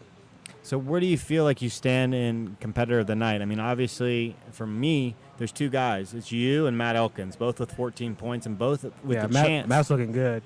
Yeah, man, and both with the chance to end with 21 points tonight. Yeah. You've got 2 marsh finishes. Matt, man, again, beautiful Good. chokes. I He's mean, finishing them faster that than I am. triangle he hit this last match. Yeah, that was brutal. Disgusting. Yeah. But, hey, man, we've got a trip to Ninja. You've got a meal on the line. Yeah. So these are the people that are going to be voting for you. You've got 170 people in the chat right now ready to vote. Why should they vote for you over Matt Elkins? Oh, vote for me over Matt Elkins because, first of all, that guy is winning at life. I'm coming in here at 155 pounds. I'm tiny. I had to face him, and he crushed me a little bit. So vote for me if you've ever been the nail. Vote for me if you ever had to roll with a bigger person because that's all I'm doing this whole tournament.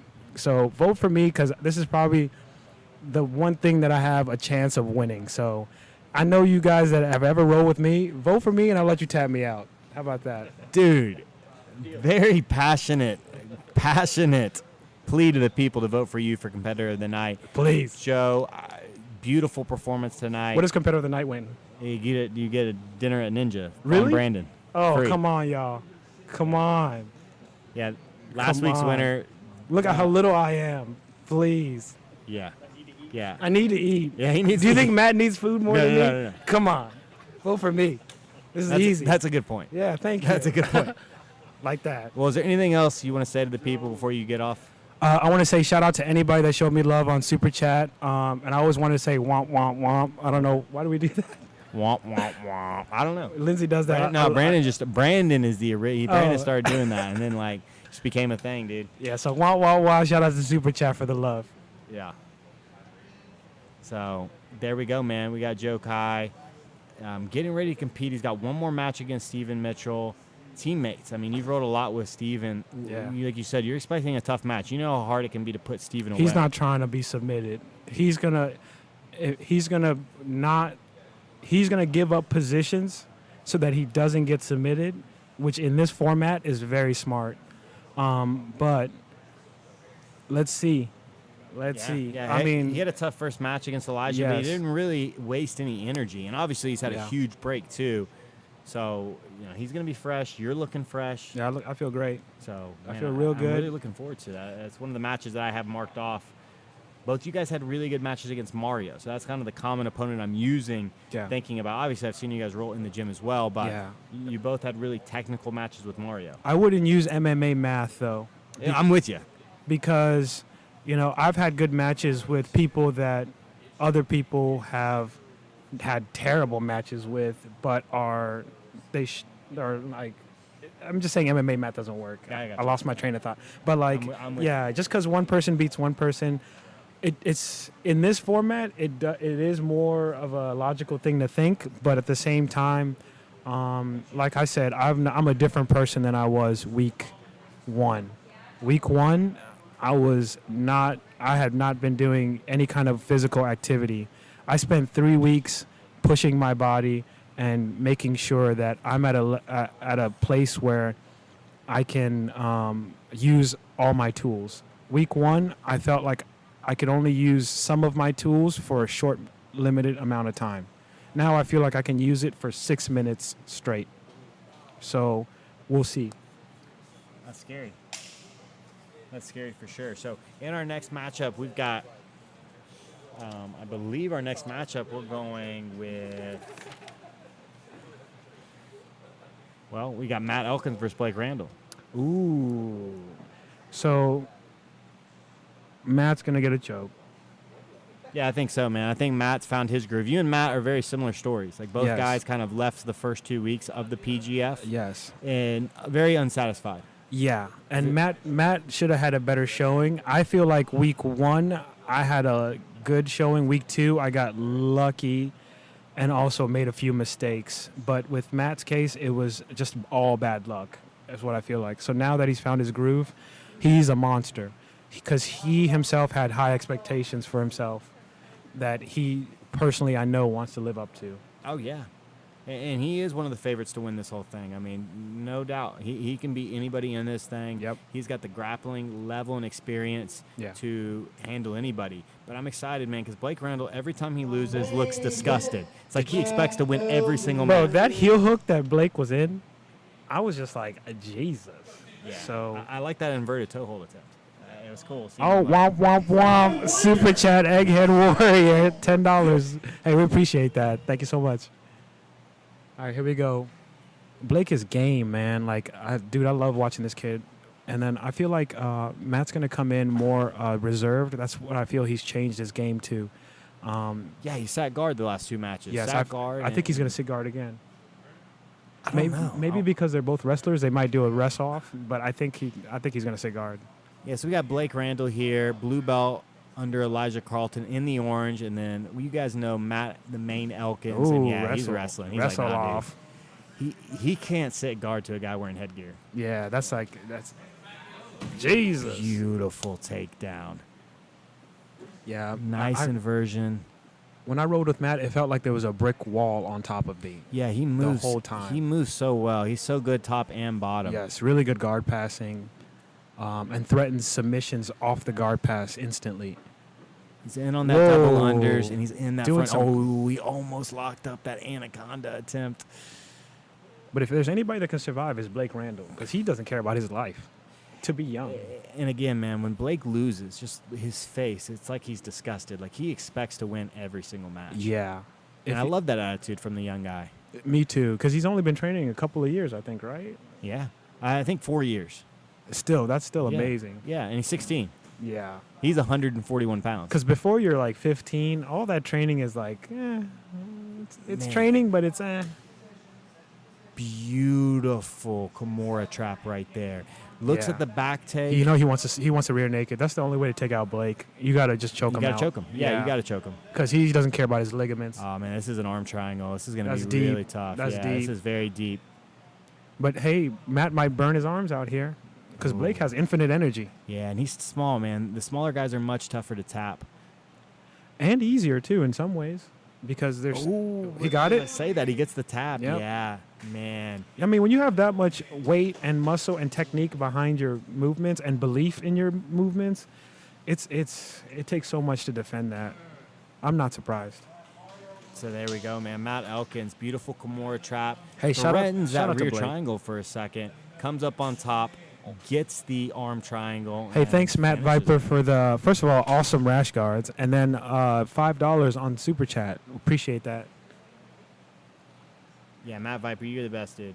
Hey, Matt Viper, I got your Dark Arts rash guard as well. I went to Marvin's Dark Arts camp. Shout out to Marvin Cassell. One-handed, no joke. Dude, no joke. Matt Elkins, man.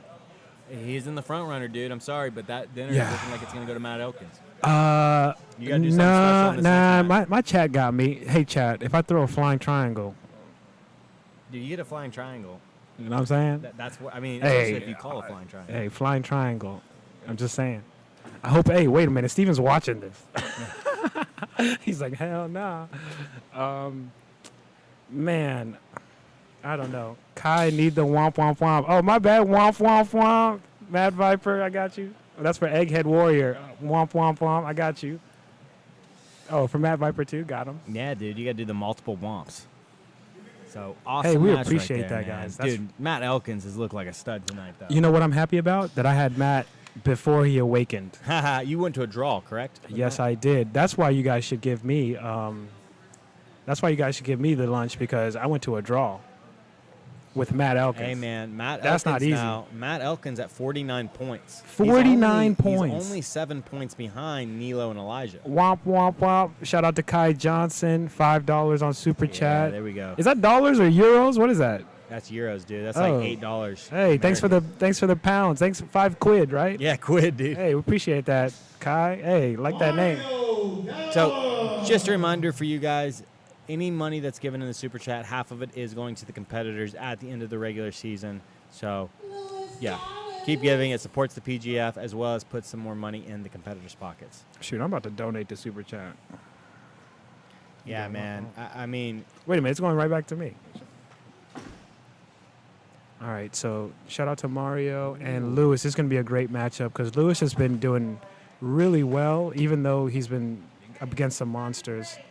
He's one of those kids that just fights and keeps fighting, even though he's up against, bigger weight classes, tougher opponents. Now, I know Lewis is going to be looking for legs. yeah, man. Lewis has been standing and doing some wrestling with all his opponents. Yeah, really. Oh, womp, womp, womp, womp. We got $20 for the flying triangle. Hey, now I got to do it. I'm seeing a lot of comments just Hey, I got it. attempts. Okay, hey, we might. But the problem is, I know Steven's watching this. I know he's like, nah. And he's probably going to pull guard. So, Steven, if you're watching this, don't pull guard.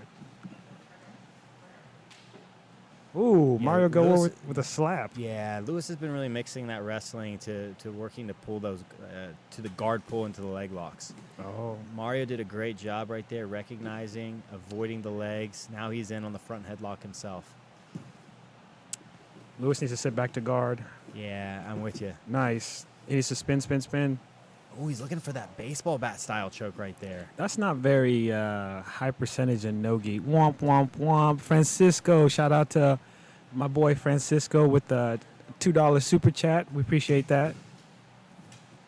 Man, this match is going to be 6 minutes of craziness. I mean, we're Yeah. already a minute 15 in, and both guys have just been all over the mat. You see Mario taking a couple of breaths, just recomposing himself. They're back on the feet, and he needs to be cautious again of Lewis trying to drop into that leg lock. But Yeah. man, Lewis needs to be very cautious picking up the legs. I mean, we've already seen one scissor leg attempt, and I didn't like the way his knee looked on that first one. Neither did I. But it looks like Lewis is staying like a pretty far distance. I don't know why he's still trying to wrestle, though. He should be trying to control that inside space and looking to, get into a leg entanglement. Like, I know that's where he wants to be. Yeah, no, I'm with you. And, I mean, Lewis is definitely best on his back, either in closed guard or working those elevations into the legs. But he has had a couple of takedowns. I mean, I've been really shocked by the amount of wrestling I've seen so far in the PGF. Oh, my bad. Brenda corrected me. It's Mario Gayor. My bad. I'm learning these last names, guys. Yeah. Dude, Brenda set me straight like week one. Yeah, I Another went to. scissor leg attempt. Hey, Mario's got some good front chokes, man. Mario's very technical. He's got a very well-rounded game. Yes, that's what I was about to say. It seems like it's very well rounded, but it seems like his he gasses out like halfway through the match. If you've noticed, about three minutes in, he seems like he loses a little bit more kick in his pep in his step. Womp womp womp. Super chat. Francisco dropping them big bucks. Thanks for the $5. Dude, thank you. Thank you, Francisco. We love you too, buddy. You're a huge part of the gym. But, man, really nice work right there. I'd like to see him get that body triangle and establish some type of upper body connection. Yeah, he's looking for that straight jacket. But the angle is all off. Yeah, his angle is way off. He needs to really focus on just pulling Lewis back across. He needs to get his hips back underneath so he can re-get that chest connection. Yep. He's going to have to settle for mount. Yeah, it looked like for a second he was trying a cop lock on the back door right there, which would have been very 10th Planety. Yep. Very Eddie Bravo. Yeah, Mario's one of the few people in this tournament that plays a 10th Planet style.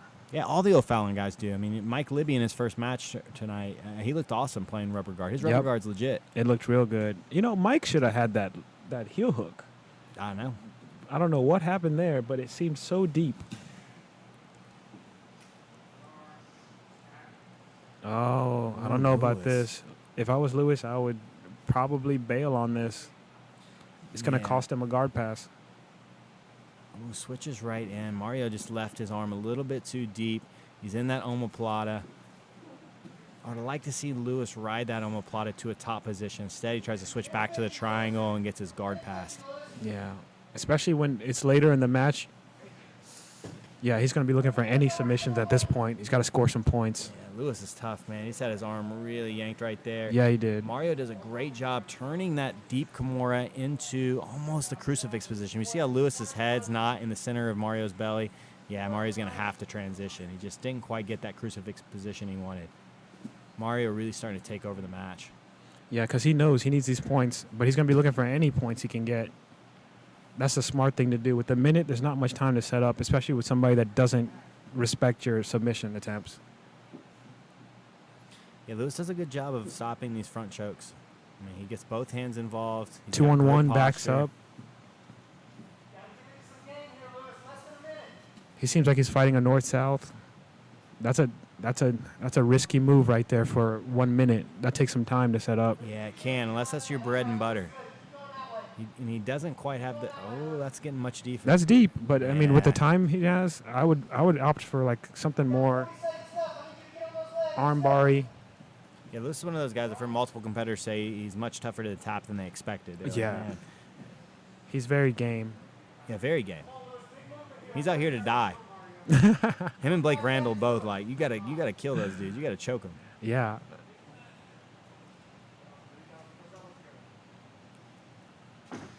It's very frustrating when you're winning a match, but you're ending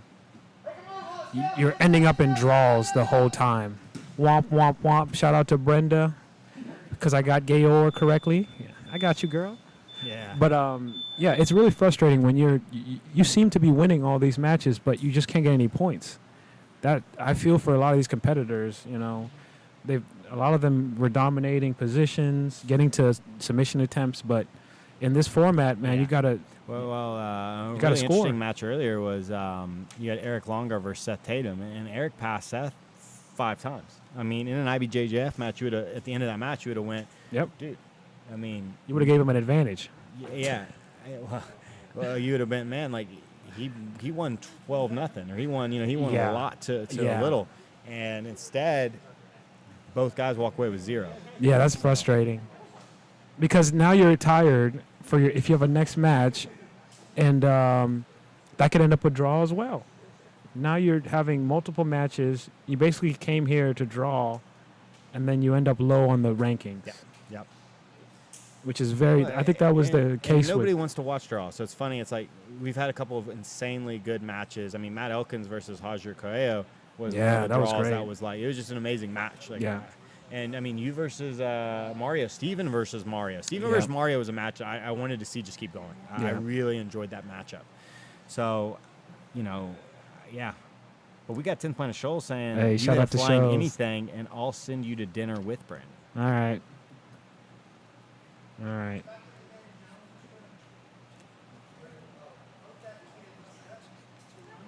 We'll see.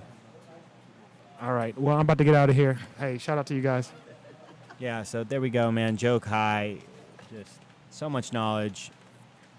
Guy that me and him would work great as a podcast team, but honestly, nobody replaces Lindsay. Lindsay is definitely my partner, man. That's right. You are. Thank you. Seriously. So So, Lindsay, did Joe take care of the super chat womp womps? yeah, he did. He did? He did. All He right. knew what to do. He said he'd been waiting to do some womp womps, and he did quite a few. He even got us some super chats. Okay, Joe. He got himself some, like, hey, if Joe hits a flying submission, people are said they're going to donate. Chris Leddington, 10th Planet Muscle Shoals, said he's going to send him to dinner with Brandon regardless Oh. of he ends up winning Yeah. whether he ends up winning the Player of the Week voting. Because, Chris is going to be like, no, Joe's going to Ninja. let's be honest, man. I train with both Matt Elkins and Joe Kai. So Yeah. they're both my homies. They're both my friends. So those are. But, man, Matt Elkins is going to be tough to beat. Matt I Elkins has had a know. good night tonight, man. Mm-hmm. His submissions have been, but Joe has hit literally our move of the I month. picked both of them on my I fantasy get- team. Oh, my gosh. I picked both of them. Kevin, did you pick Joe? Come on, Kevin. So we got Latin, who is that? Latin Bond saying, okay, Joe. I voted for you. So he got a vote, man. And he said he Okay. doesn't even want a free tap. Okay, so to vote for the player of the week, go to Facebook. You need to join brandonmc.ninja, and the poll to vote for your player of the week will be inside that group. So whatever guy you love the most.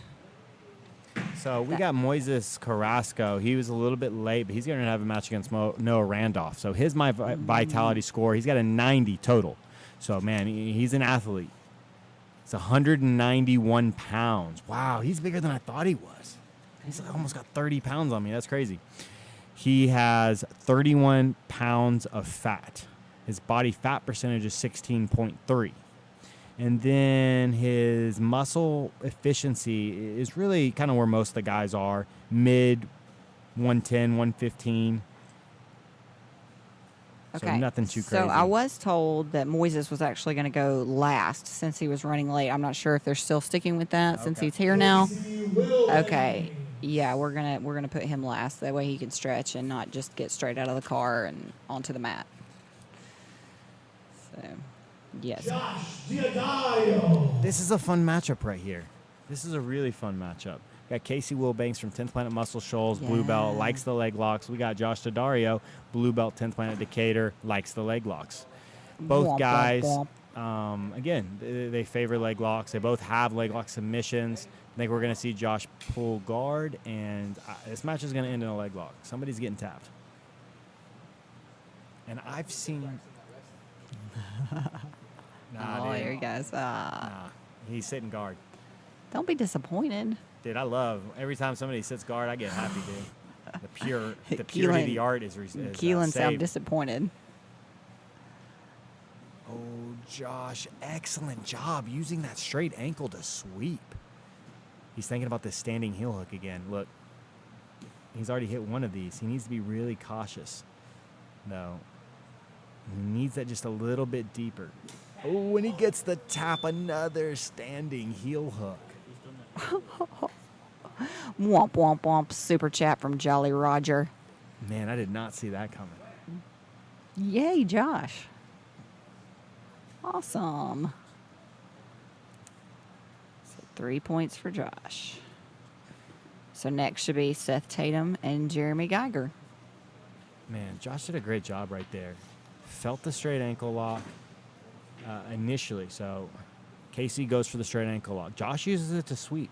Very UFC, whichever one it was that Ken Shamrock tried the straight ankle lock on Hoist Gracie, and Hoist just immediately stood up with it. So very similar to that. Like, he just used the momentum to stand up. I mean, obviously, Casey's straight ankle lock attempt much better than Ken Shamrock's, but he uses the momentum to stand up. And then Josh has such good balance, that karate background. He just doesn't get swept, so he's really not in any threat, especially of a straight ankle lock from when he's standing. Man, Casey made a big mistake, in my opinion, in weaving to the double outside ashi. The double outside ashi is just not where you want to go when your opponent's standing over you. But he left his feet just a little too open. And we've already seen Josh finish that once, finished it against Robert Autry. Gets his second standing heel hook finish. So there you go, guys. Any of you guys looking for new leg lock entries or new things to like, that's the second inverted heel hook he's hit from standing. Beautiful, beautiful work. You just said that his defense was better than Ken Shamrock's. That's pretty cool, like, though, that, like, the evolution That's not saying. Okay, Yes, you're right. but yes, that's the not saying. evolution of, like, UFC 5, 6, 7, for sure. If you go back and watch those, the jiu-jitsu it's a mess. It's just a mess. It's a mess. But the, like, blue and purple belts now have, much more skill than the UFC fighters back in those days. The argument always interests me. You know, the argument of, well, jiu-jitsu now has become so sport. You know, the original intention from the Gracies was something like the UFC, street fighting. Mm-hmm. You know, fighting in the gym. And so there's a lot of stuff that a guy like Josh Daddario does that would get him absolutely murdered by Ken Shamrock. But there are quite a few things he could teach Ken Shamrock at that time. Yes, You know what I'm saying? I agree. This is a matchup I really like right here. We got Seth Tatum in the blue belt from 10th Planet Decatur versus Jeremy Geiger, orange in the orange rash guard, almost an orange belt, a blue belt from 10th Planet Decatur as well. So, man, we've seen Jeremy. I mean, what more can you say about Jeremy? To me, he's had an amazing night. He almost took Jonathan Roberts the distance. Almost. Now he's going against Seth Tatum. Seth's standing on his feet, and I think Seth's got to, man. We've seen Seth struggle because when he pulls guard, everyone is really scared to end up in that closed guard. So they're really just avoiding his closed guard, and they're having success passing around the outside.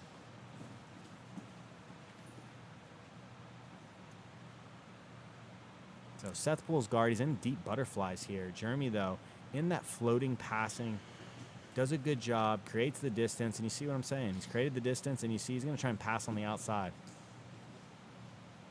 5-12. Seth, though, this is where he wants to be. Seth's finally almost got his first closed guard. Jeremy needs to really focus on keeping that butterfly hook. So Seth's right leg, he needs to keep that butterfly hook smashed up against his hip. Because Seth's in a great, you see how Seth's on his side? He's in a great attacking position. Definitely big advantage the beginning part of the match to Seth Tatum. 4:45.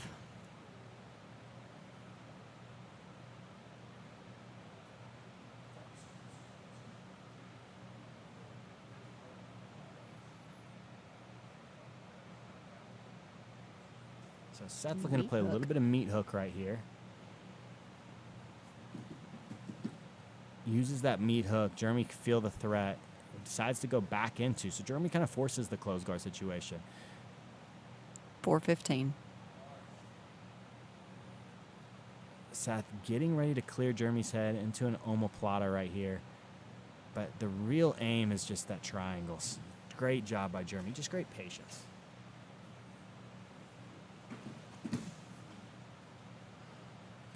Yeah, just a little bit. Did not quite get the cartwheel pass he wanted. You see, he did a low cartwheel, which just allowed, when he fell, it allowed Seth to get his posture immediately. So that's a big difference. Like, that was a low cartwheel pass attempt. If he would have succeeded, he would have had good upper body control. But since he didn't succeed, it gave Seth the grips that he wants, and he's back in really on the same attacks. You're going to see him look to attack that triangle. He's trying to get wrist control right there. He's got the triangle, and this is going to be tough. We've seen Jeremy already. I don't know if he escaped or not. I think he did tap to Matt Harrison. But we'll see how Seth's triangle matches up to Matt Harrison's. 3:09.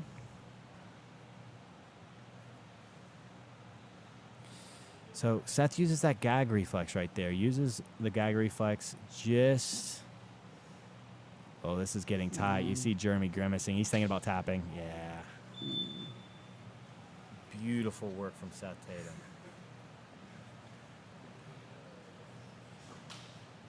So 2 matches left. Yeah, that was beautiful work. I mean, and you see why guys, like when you end up chest to chest with Seth in the when he's in guard, like you're in trouble. If you can stay on the outside and pass on the outside, yes, you're giving him troubles. So Seth really, if he can fix that hole in his game, find a way to either get takedowns and get on top because he's got a good top game, or pull more effectively, I think he could really learn a lot from Matt Harrison. I think Matt Harrison does. He's a more, I wouldn't even say he's more dangerous than Seth. He's just more crafty in how he gets to his positions. If that makes sense. Yeah, well, he's got several more years of experience, too. We don't care about belt ranks and I that didn't stuff say a in belt the PGF. rank. I said I mean, years the of PGF's not about experience. that. It's about guys competing, getting out there. Oh, yeah. So, All right, so 2 more matches left. Let's thank a couple of our sponsors here. The Orthopedic Center and Dr. Michael Cantrell. He was on earlier in the broadcast, so if you guys didn't get to see that little sit down with him, make sure that you're rewatching that. So Dr. Michael Cantrell and the Orthopedic Center. All right, he is our in-house orthopedic surgeon. We really appreciate his presence.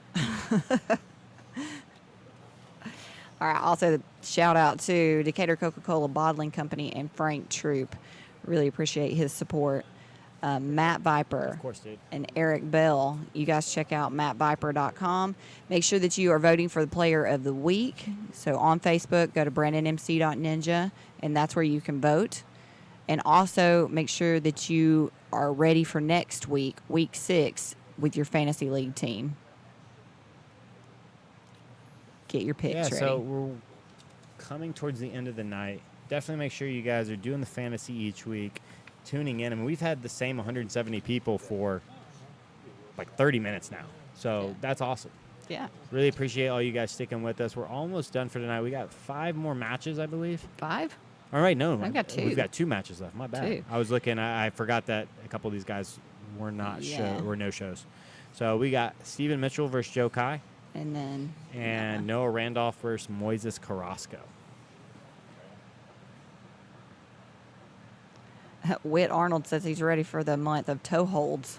And I would say that's a big, actually, hole in 10th Planet Decatur. I don't know if there'll ever be like a toe hold, just because nobody really here, especially me and Brandon, we don't specialize. We don't have like a toe hold system, or we're not like, dude, I tap guys all the time with toe holds. I very, very rarely go for toe holds. And I know Brandon, same thing. Got the sock lock. That's super dangerous. It's scary. Yeah. Tap immediately. So Stephen Mitchell, purple belt from 10th Planet Decatur. Joe Kai, brown belt from 10th Planet Decatur. You guys heard Joe's pleas to be competitor of the night, but man, he's really got to perform right here, because Matt Elkins has done, like, he's in the clubhouse with 21 points, and honestly, he's had the most impressive performance tonight. What he did to Matt Anderson, the triangle choke the 2 triangle chokes he's hit. I mean, the triangle choke he hit on Blake Randall was, the arm triangle hit on Blake Randall, and the mounted triangle he hit on, I can't remember, who did he hit that on? Elkins? Yeah. On Lewis Collins was disgusting. Yeah. So. And then you choked Matt Anderson with a standing make sure you guys hit that like button, and just really, can't say it enough. I appreciate all you guys. I mean, 170 people watching consistently is just amazing. And like I said, there's only 2 more matches left. So if you're going to give to the Super Chat, let's do that now. And remember that this week, 50% of what is given is going to go back into the pool for the players that we are going to pay them at the end of the season. The top 8 will get paid. All right. You ready? All right. We're going to commercial.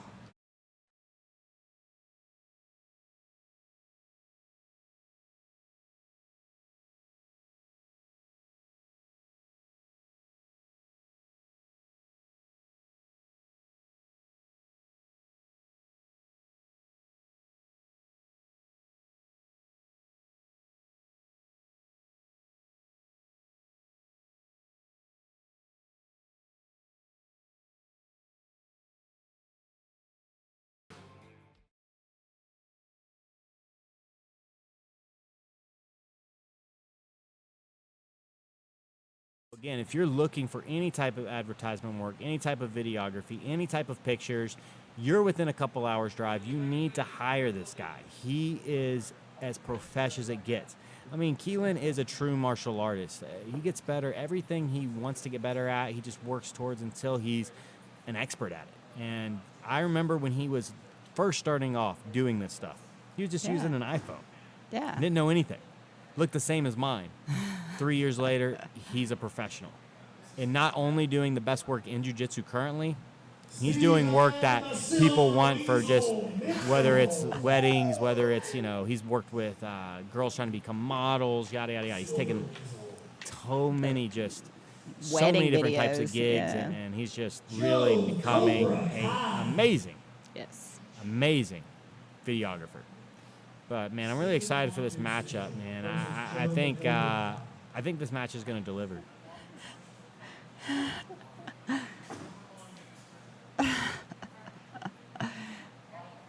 So, Stephen Mitchell, 38 years old, the purple belt from 10th Planet Decatur, coming out with a very tall posture. Joe Kai looking to tie up, and he's looking for that. He's going to be looking for that flying sub. You guys heard him. 6 minutes is not a long time, and he's going to be. So there we go, man. He tried it.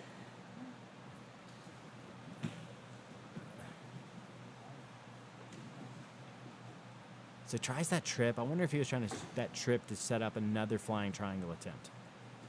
Steven needs to be cautious, though. He's standing up. He's got the underhook, but this is what Joe wants for the flying triangle, and he's in on the flying triangle. Oh, he's in the flying triangle. He's in the flying triangle. Steven made a mistake trying to pull out right there. He pulled his arm out. He's still got a butterfly hook inside. But Steven's doing a great job. You see where Joe's hips are? I say that, though. This is tight. He's going to get that finish. And he gets the tap. He gets the flying triangle tap. So all you guys need All right, to Muscle respect. Shoals. Yeah, you guys need to yeah, that's crazy. Well, there we go. All right, one match left. Noah Randolph and Moises Carrasco. So we got Noah Randolph versus Moises. Moises purple belt from. Yeah, that was insane. I'm still kind of blown away that he hit that flying triangle. I think Steven made a big mistake standing. And Joe Kai gets a meal, man. He gets to also go with Brandon next week to Ninja. Okay. So if he's not the player of the week, then he gets Regardless, to go anyway. Chris Ludington has donated a meal with Brandon Okay. to Joe Kai. Okay.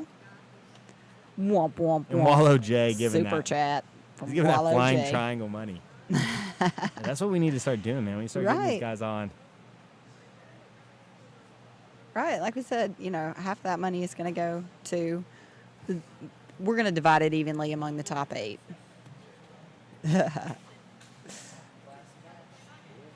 Yeah, so there we go, man. That just made the player of the week vote much harder. But honestly, now Joe Kai's got his free meal. Feel free to vote for Matt Elkins.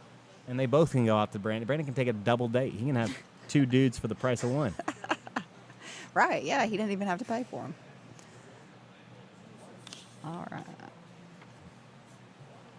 So last match, man. And Noah Randolph, he really needs a strong performance here. Started off the PGF with him and Blake Randall both started off just on fire. But now they're starting to come to the harder parts of their schedule. Both guys facing tough competition, and I'm rooting for the teenagers. You want to see them you don't want to see them do too well. You don't want to see them do too well. You don't want to see like a 16-year-old win this thing. But you want to see them do well. You want to see them, shine. You want to see him kind of establish himself as somebody to watch. Yeah. So I would like to see Noah. This is a tough match though, man. Moises was a late addition to the PGF. He jumped in for Cody Floyd. So a lot of his points, or half his points, are from Cody Floyd. But man, Moises is no joke. And he weighed 191, Noah's 170. So 20-pound weight difference here. Got Noah neon black shorts. And Moises has got the eagle on his shorts. Ooh, Hayabusa. man, a big jump right there by Noah. Anytime you see big reactions like that, you can really tell the difference in the stand-up level. Noah's not bad at takedowns, but you can definitely tell Moises has got the advantage here, especially, again, with how big Noah just jumped.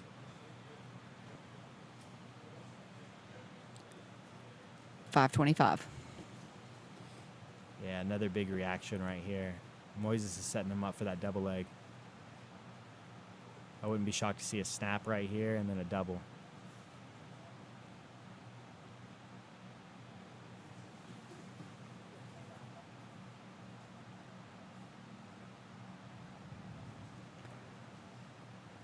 $5 minutes.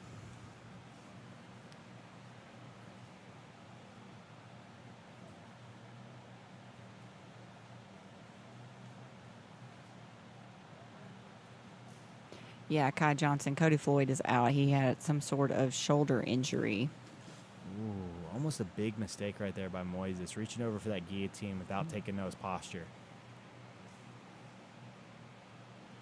So Moises sits guard. Very interesting, because he was really getting some big reactions from Noah. I'm really shocked. You see him trying to hand Noah the leg for a single leg.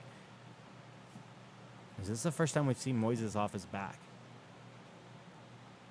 Moises into the butterfly guard. This is where Noah wants to be. I think that was a big mistake by Moises, just because I know how much tougher Noah is on top than bottom. And we've seen Noah really give a lot of guys a lot of trouble when he's on top. Very tough to sweep. He gets in there, really works his body lock passing, doing a good job of floating these hooks. 354.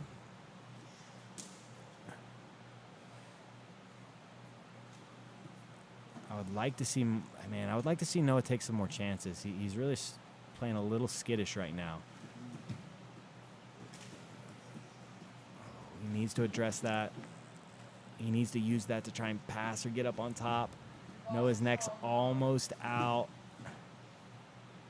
Moises, though, is on that head. He's got a great front lock series. 322. Yeah, that's tight. Looks like he's getting ready to tap. That's tight. He's going to get the tap. Yeah. And womp, womp, womp. Super chat from Egghead Warrior. He's very glad that PGF is back. Me too. All right. So there we go, guys. 29 matches, lots of submissions. There's actually more submissions tonight than I thought there would be. Yeah. And a lot of really, really good subs, man. Moises came out last match of the night, showed up a little bit late. No, left though with a really impressive win over Noah Randolph. I mean, great win. I like seeing a guy like that pull guard. You know, he's been on top most of the matches, that he's been in. But he stands up, gets the snap down, gets the head, threatens Noah. Noah tries to go to his back, and when you go to your back, man, you try and roll out of the guillotines. You set yourself up for the mounted guillotine, which is almost impossible to get out of, especially if the guy's really good. So there we go, guys. There's week 5 wrapped up, man. No injuries, a lot of subs. 2 guys, Joe Kai and Matt Elkins, both got 21 points. A couple of guys had amazing showings. I mean, Mario Gayor did amazing tonight. Who else did really good? Who are the big names? Josh Daddario with another standing heel hook was amazing. Elijah Carlton tying Nilo. But, man, Matt Elkins now is right on their heels. He's at 49 points. But Elijah, that's the thing about Elijah. He's got to win over Nilo and Matt Elkins. So, yeah. Only 5 draws. That was pretty good. Yeah, only 5 draws tonight. So 24 subs, 5 draws. Just another amazing night. And, again, I appreciate all you guys. Still 170. I mean, we've been in an hour of almost an hour of just 170 people watching consistently. So big news. Guys, listen to this, all right? So next season of the PGF, we are officially announcing that it will be 225 pounds and under. So season 2 will be 225 and under. Looking at doing a heavyweight one, actually 265 instead of 250. I know I'd been saying I was actually pushing for 250, but decided 225. And, yeah, if you're interested, get with Brandon. I believe there's going to be a 4-man tournament during the end of the season. This end of the season, the 95-pound 16-man tournament, that same day, there will be a 4-man under 225 tournament to officially declare a champion for next season. So we're going to start next season off already having a guy that's number 1. Right. So if you're interested in being that guy, message Brandon. You're under 225. So nobody currently, so Elijah's not going to be able to enter this. Why? I meant the 4-man tournament. Oh, yeah. He's not going to be able to. He can enter next be season. I mean, Kevin, there's a couple guys really interested in doing next season as well. Yeah. But then they'll just give him something to go after. So if you're interested, man, get with Brandon. Yeah. Get with Brandon. So there we go, though. My night's over with you guys. Yeah. Love and appreciate guys. you. The Grappling Discourse, you need to watch it. Or not watch it, you need to listen to it. Listen, download, and subscribe to the Grappling Discourse podcast. Bye, guys.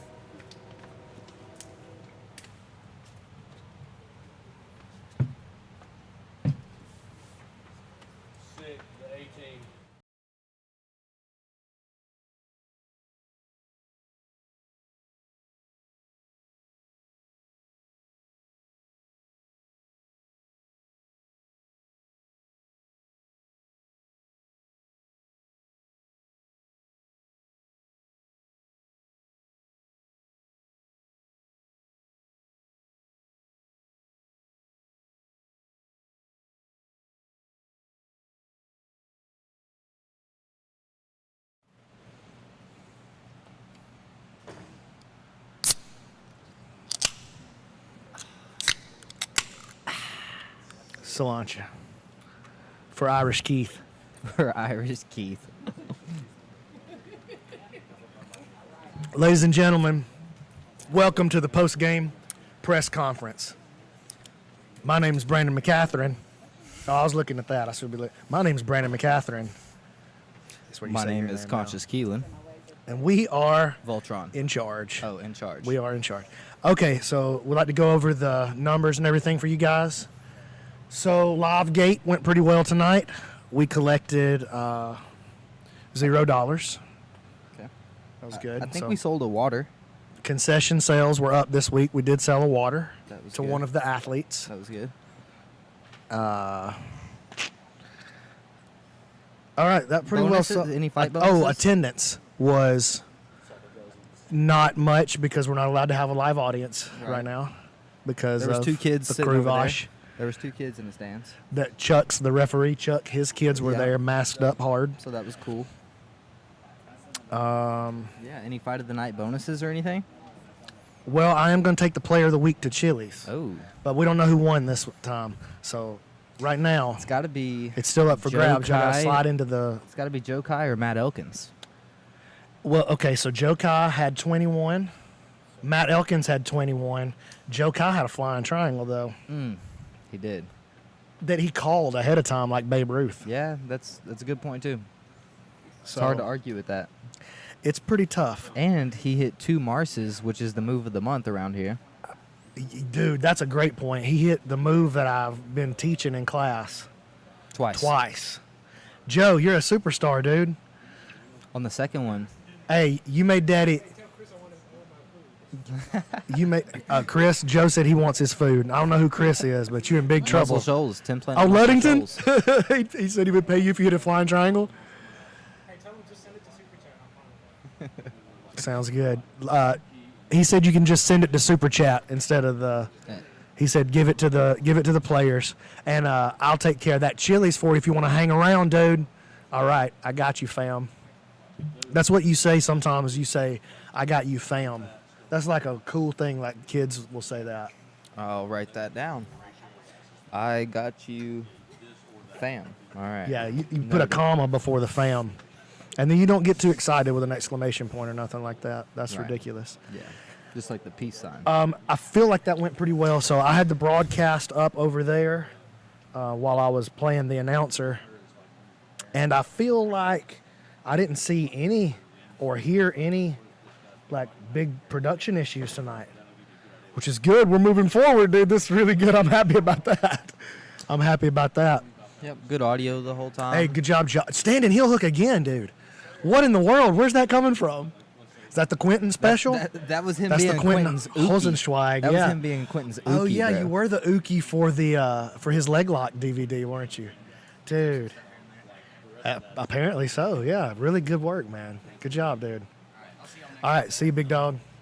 That's our kids classes coach here at Decatur, Josh Diodario. That's 2 R's. You better roll them. I gotta say, I'm kind of enjoying you being the announcer. Yeah, I feel like it's. I need to pass it off though. I feel like you're the most comfortable because you're in your own gym, so you kind of. Do you think I would need to be in my own gym to do that though, or do you feel like I'd be pretty comfortable in somebody else's gym doing No, that? you'd probably do it anywhere. Yeah, you're right about that. But you're really Not a factor. embodying the announcer chick from Japan. Dude, I feel like I did better impersonating her last week. I feel like this week I used a little of my own voice for this. I missed the Collins. I only missed did that it one. once. I wasn't missed that feeling that one tonight. Like That I was said- that. We like I gotta go said, I back to missed that it. one. I missed it. All right, we'll talk about it. All right. Well, I feel really good about There were this some one. great matches tonight How too, did- man. I mean, even the draws were like fun to watch. You know, there's 2 or 3 draws that I was like, oh, dude, that was a really good match. 6, 2 more minutes, 1 more minute. Let me look down through could've this been list some here and let's see finishes. exactly what happened. I feel like Matt Harrison versus Mario was a pretty good match right off the bat, wasn't it? Yep. That was good. Jonathan Roberts and Geiger was good straight out the gate. Man, Geiger was not having that straight razor lock. No, he sure wasn't. No, nothing to do No. with it. Egghead said the quintet announcer. No, dude, it's the Pride announcer. It's both, but I know it's both, but you don't call it the quintet we announcer. got to show some respect around Thank here. you, for real. Every time I think about Pride, I hear the music going off in my ears. Dun, dun, dun, dun, dun, dun, dun, dun, dun, dun, dun. That's how the music goes. Dude, how about Blake Randall and Michael Libby? That was a good match. Oh, that was I knew Blake was going to get his leg broken. I Dude. cannot believe he did not tap to those. Oh my god. And he didn't even seem, phased. or even like he needed to address it No. most of the time. No, yeah, it was That would have snapped my leg for sure, dude. disgusting. There I was was not interested in at finding one out point what he happens switched next. off to like the toe hold, like pushing the toe into the butt right there. I was just like, Yeah, I didn't I understand. wanted to stop I never seen filming. anybody do that from an inside heel nasty. hook. That was interesting. Oh, Nug said my Noah pick didn't pan out. Noah had a tough night, dude. Jolly Roger says Elkins is player of the night. See? Elkins got a good, quick sub on dude, Anderson. Yeah, snatched that thing up quick. What do you think about Anderson? So, one of my major theories for this thing was the truth will come out over 20 games. Yeah, and that's And I feel like that's proving to be starting true. to balance out Yeah. to be true. And Well- you find out who's down to be here every week over the course of 20 games. You You know- know what? Let me say one more thing. Chris Howder, he's got a great video on YouTube. He's one of the old school black belts.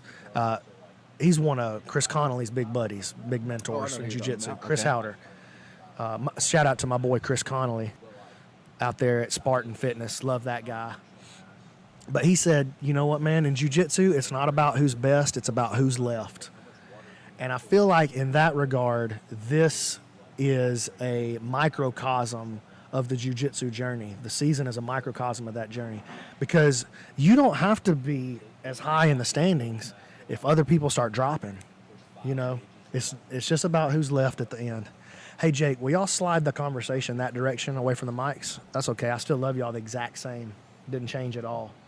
Yeah, Didn't change no, it. that's Didn't change it. That's a good point that you bring up because in the same way that Jeremy was just totally avoiding Jonathan's straight armbar, Yep. people are starting to avoid Matt Anderson's straight ankle lock. They're like, Mm-hmm. no, I can't just play guard and let him grab my leg because he's too strong. I liked seeing Roberts get after it with a Darce choke right there. I knew he would. Man, Man. lots of Darces. He said he right would. there. If you check out that interview from Conscious Keelan, did. He with said Elbow Bay. You talking about the one you can find here on this YouTube channel? And You Yeah. just watch it for free. There you Yep. go. Hey, see if y'all could drop a couple of things while we're doing the interview. Drop one more. Just drop one more. Matt Elkins, you just lost player of the night, dog. That was it. It was down to you and Joe.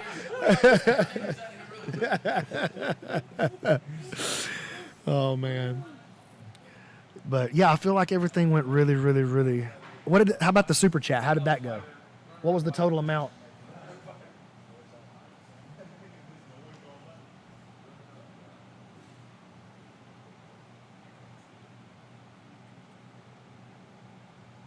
You know how to see it? That's okay. Don't worry about it. We'll add it up later. But it went well though. Yeah, we feel like we collected a lot. We're going to turn around and give that half of that to the players. Then here's what we're going to do with the other half. We're going to keep it.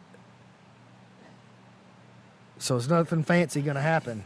Just me and Keelan are going to keep that. We might have to buy a new sprayer for the mats actually with that money. We're counting that towards administrative cost. Solancha?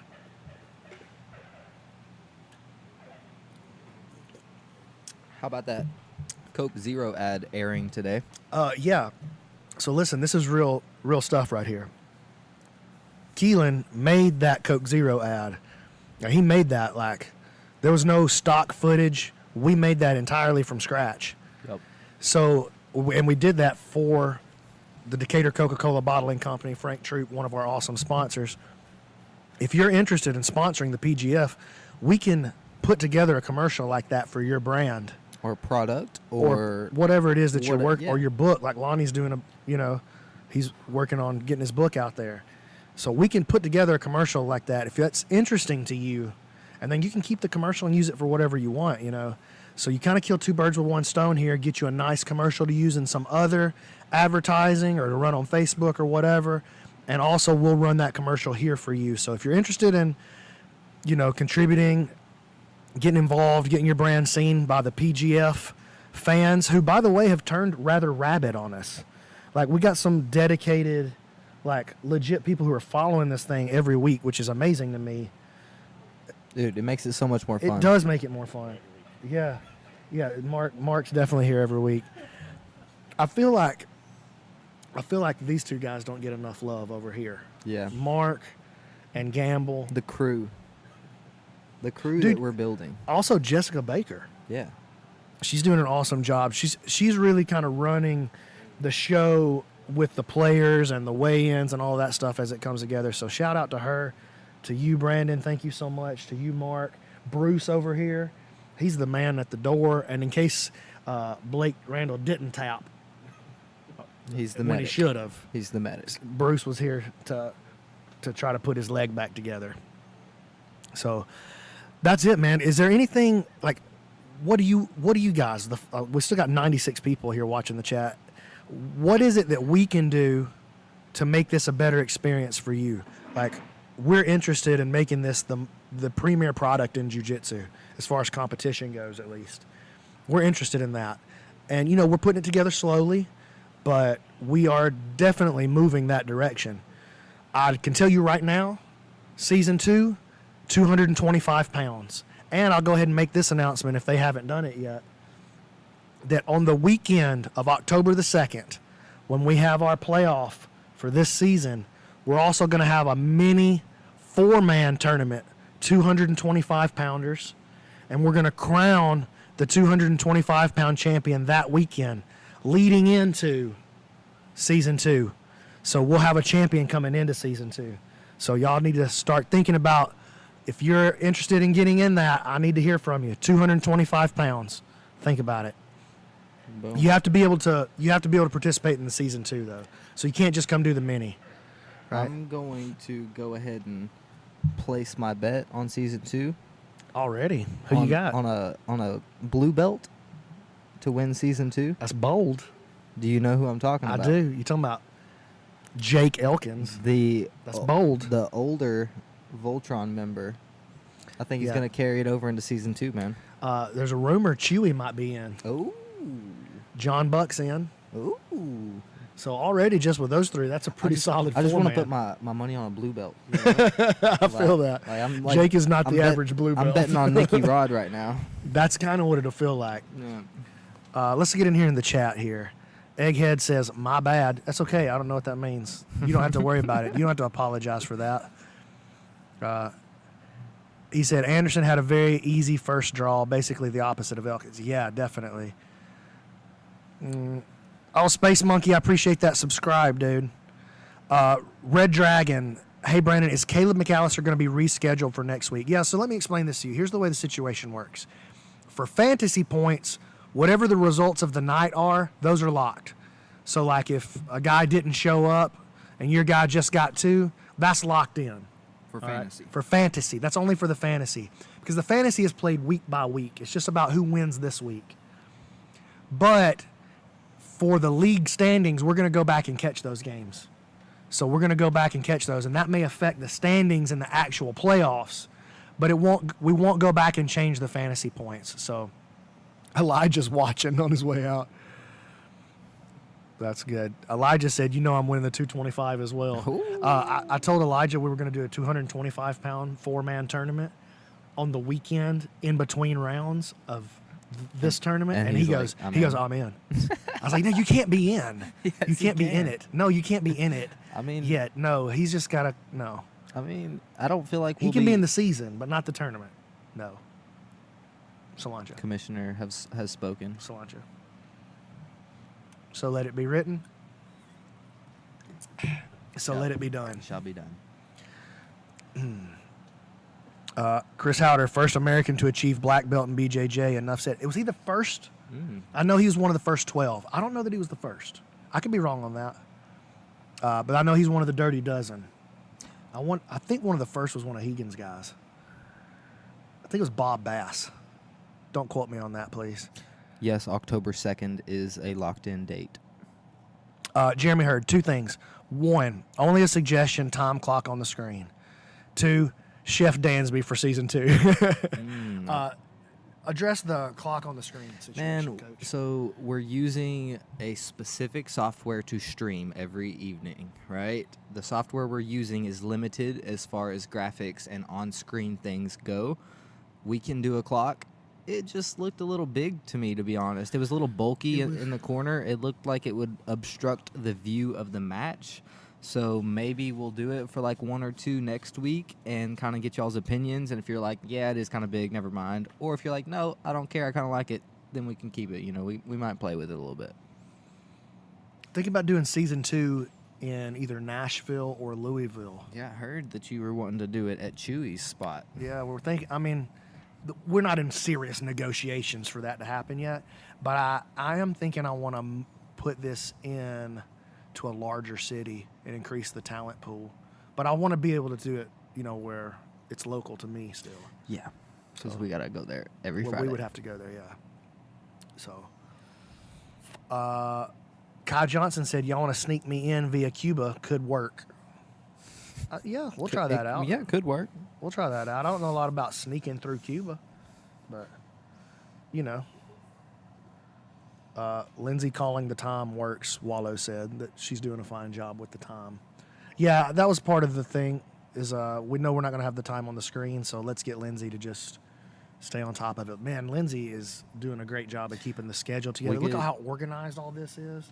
Yeah. Thank God. You see how I have to have her for my life. Yeah, no, for sure. I know you know that already, but there's no way I can do my life without her. So I love you, girl. You're my favorite.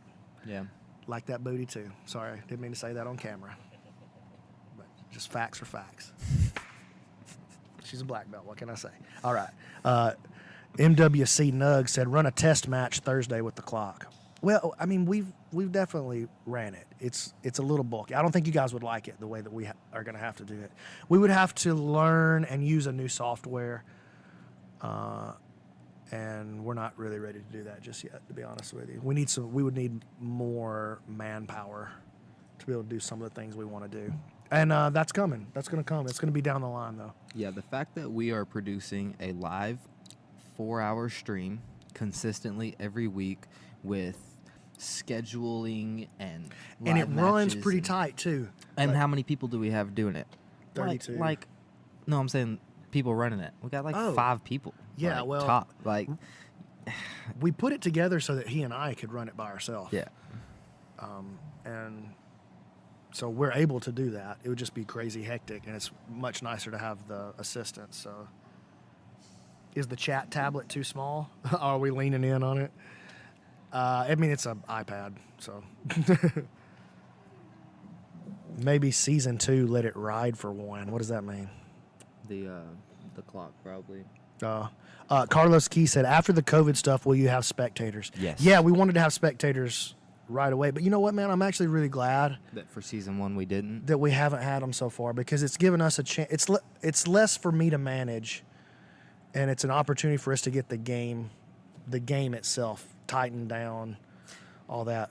Tyler Cook says we need a Coke Zero sponsor. We already have that, Shalancha. Decatur Coca-Cola Bottling Company. Praise. Oh, yeah, let it ride for the clock. Brandon Gamble, Craig Kukuk was the first Native American to get a black belt in BJJ. Yeah, he got it from Henzo. I actually saw his jiu-jitsu set back in the day. It was good. I thought it was good. Why not run the clock periodically throughout the match? Now, that's not a bad idea, just to pop it up every now and then. That's not the worst idea. He said, but so far, I'm definitely enjoying the comp. All right, right on. Dude, how about we got Brandon Gamble's our young Jamie? Yeah. He's Jamie. He's definitely- He's looking up the stats and Googling everything. And He's replaced pull that Keith. up, Gamble. He's replaced Keith. Oh, dang. It's sad. It's sad. Dang. I wasn't taking it that far, Yeah, dude. no, it's official. Keith left us. No, he didn't mean to, dude. They called him back to Ireland. They called him back. So who do I blame? Trump? Dude, Did Trump take away Keith from me? I can't say it was him specifically, but I feel like he must have been involved. It was either Trump or the coronavirus. I like that. It's all the politicians took Keith from us. One from each side. Let's make it even. It's Biden and Trump running together. Carlos said, Louisville would be a great city for spectators. Better whiskey than North Alabama. Hey, man, I am not a drinker. Oh, Bruce, you said negative on the whiskey or negative on Louisville having better whiskey? You seem like on homemade whiskey, I think we got it. Bruce says there's a bit of a problem with that Louisville has better whiskey didn't quite statement. agree. Where's Louisville? Are we talking Kentucky? Kentucky. Okay. That's where Scaff's from, by the way. Okay. So hey, I will say this. Once everything is back, once the country's back up and running eventually, Louisville will be a great city to go to because they got great restaurants in Louisville. We would have a great time in Louisville. Great time. I like Louisville a lot, man. So Nashville too. Nashville will be another great one. Bad Trump, yeah. J. Cole said, yeah, it was definitely Trump's fault. Of course, James. All right, I'm feeling pretty good. I feel like it might be time for that Chili's though. Thank you everybody for watching. Appreciate it, guys. Once We're back. again. We're back on Friday. Oh, I do. Let's ask this. What day should we try to get the makeup matches. the highlight reels out? The I feel highlight like reels each week. Monday. Because I'm going to drop two, 3, and 4 this week, and then we'll hit 5 next. Probably before 6 hits. So I could drop a couple of highlight reels this week. Because we got weeks 1 through 4. He's already done them. I wouldn't even call them highlight reels because there's lots of highlights. It's submission reels. There's only submissions. There's not highlights. So like Matt Elkin's great takedown is not going to be there. It's just submissions. It's just the subs. Just It's not submissions. even all the setups. Right. It's just kill. Every single submission from week 1 is on the week 1 submission reel. Every single submission from week 2, etc. So if you got a submission, you know where to find it. Sweet. And then you can kind of go back and look through that match if you wanted to. Yeah. Cool, man. Or if you're like a fan and you missed week 2 and you don't want to watch this 4-hour stream, you can go through that submission reel, catch the ones where you're like, what was that? And go back and watch that individual match, you know? You can just kind of, the PGF is just here for you guys. Dude, Egghead says Atlanta. I'm down with that. We got a spot in Atlanta, too. My man, Sean Applegate's one of my first 2 black belts. Gave him and Scaff their black belt on the same day. And we could do it. And, man, you want to talk about some scary dudes. They got some big guys. It's a 225. 225. Do they got some big dudes? They got a couple big guys. I know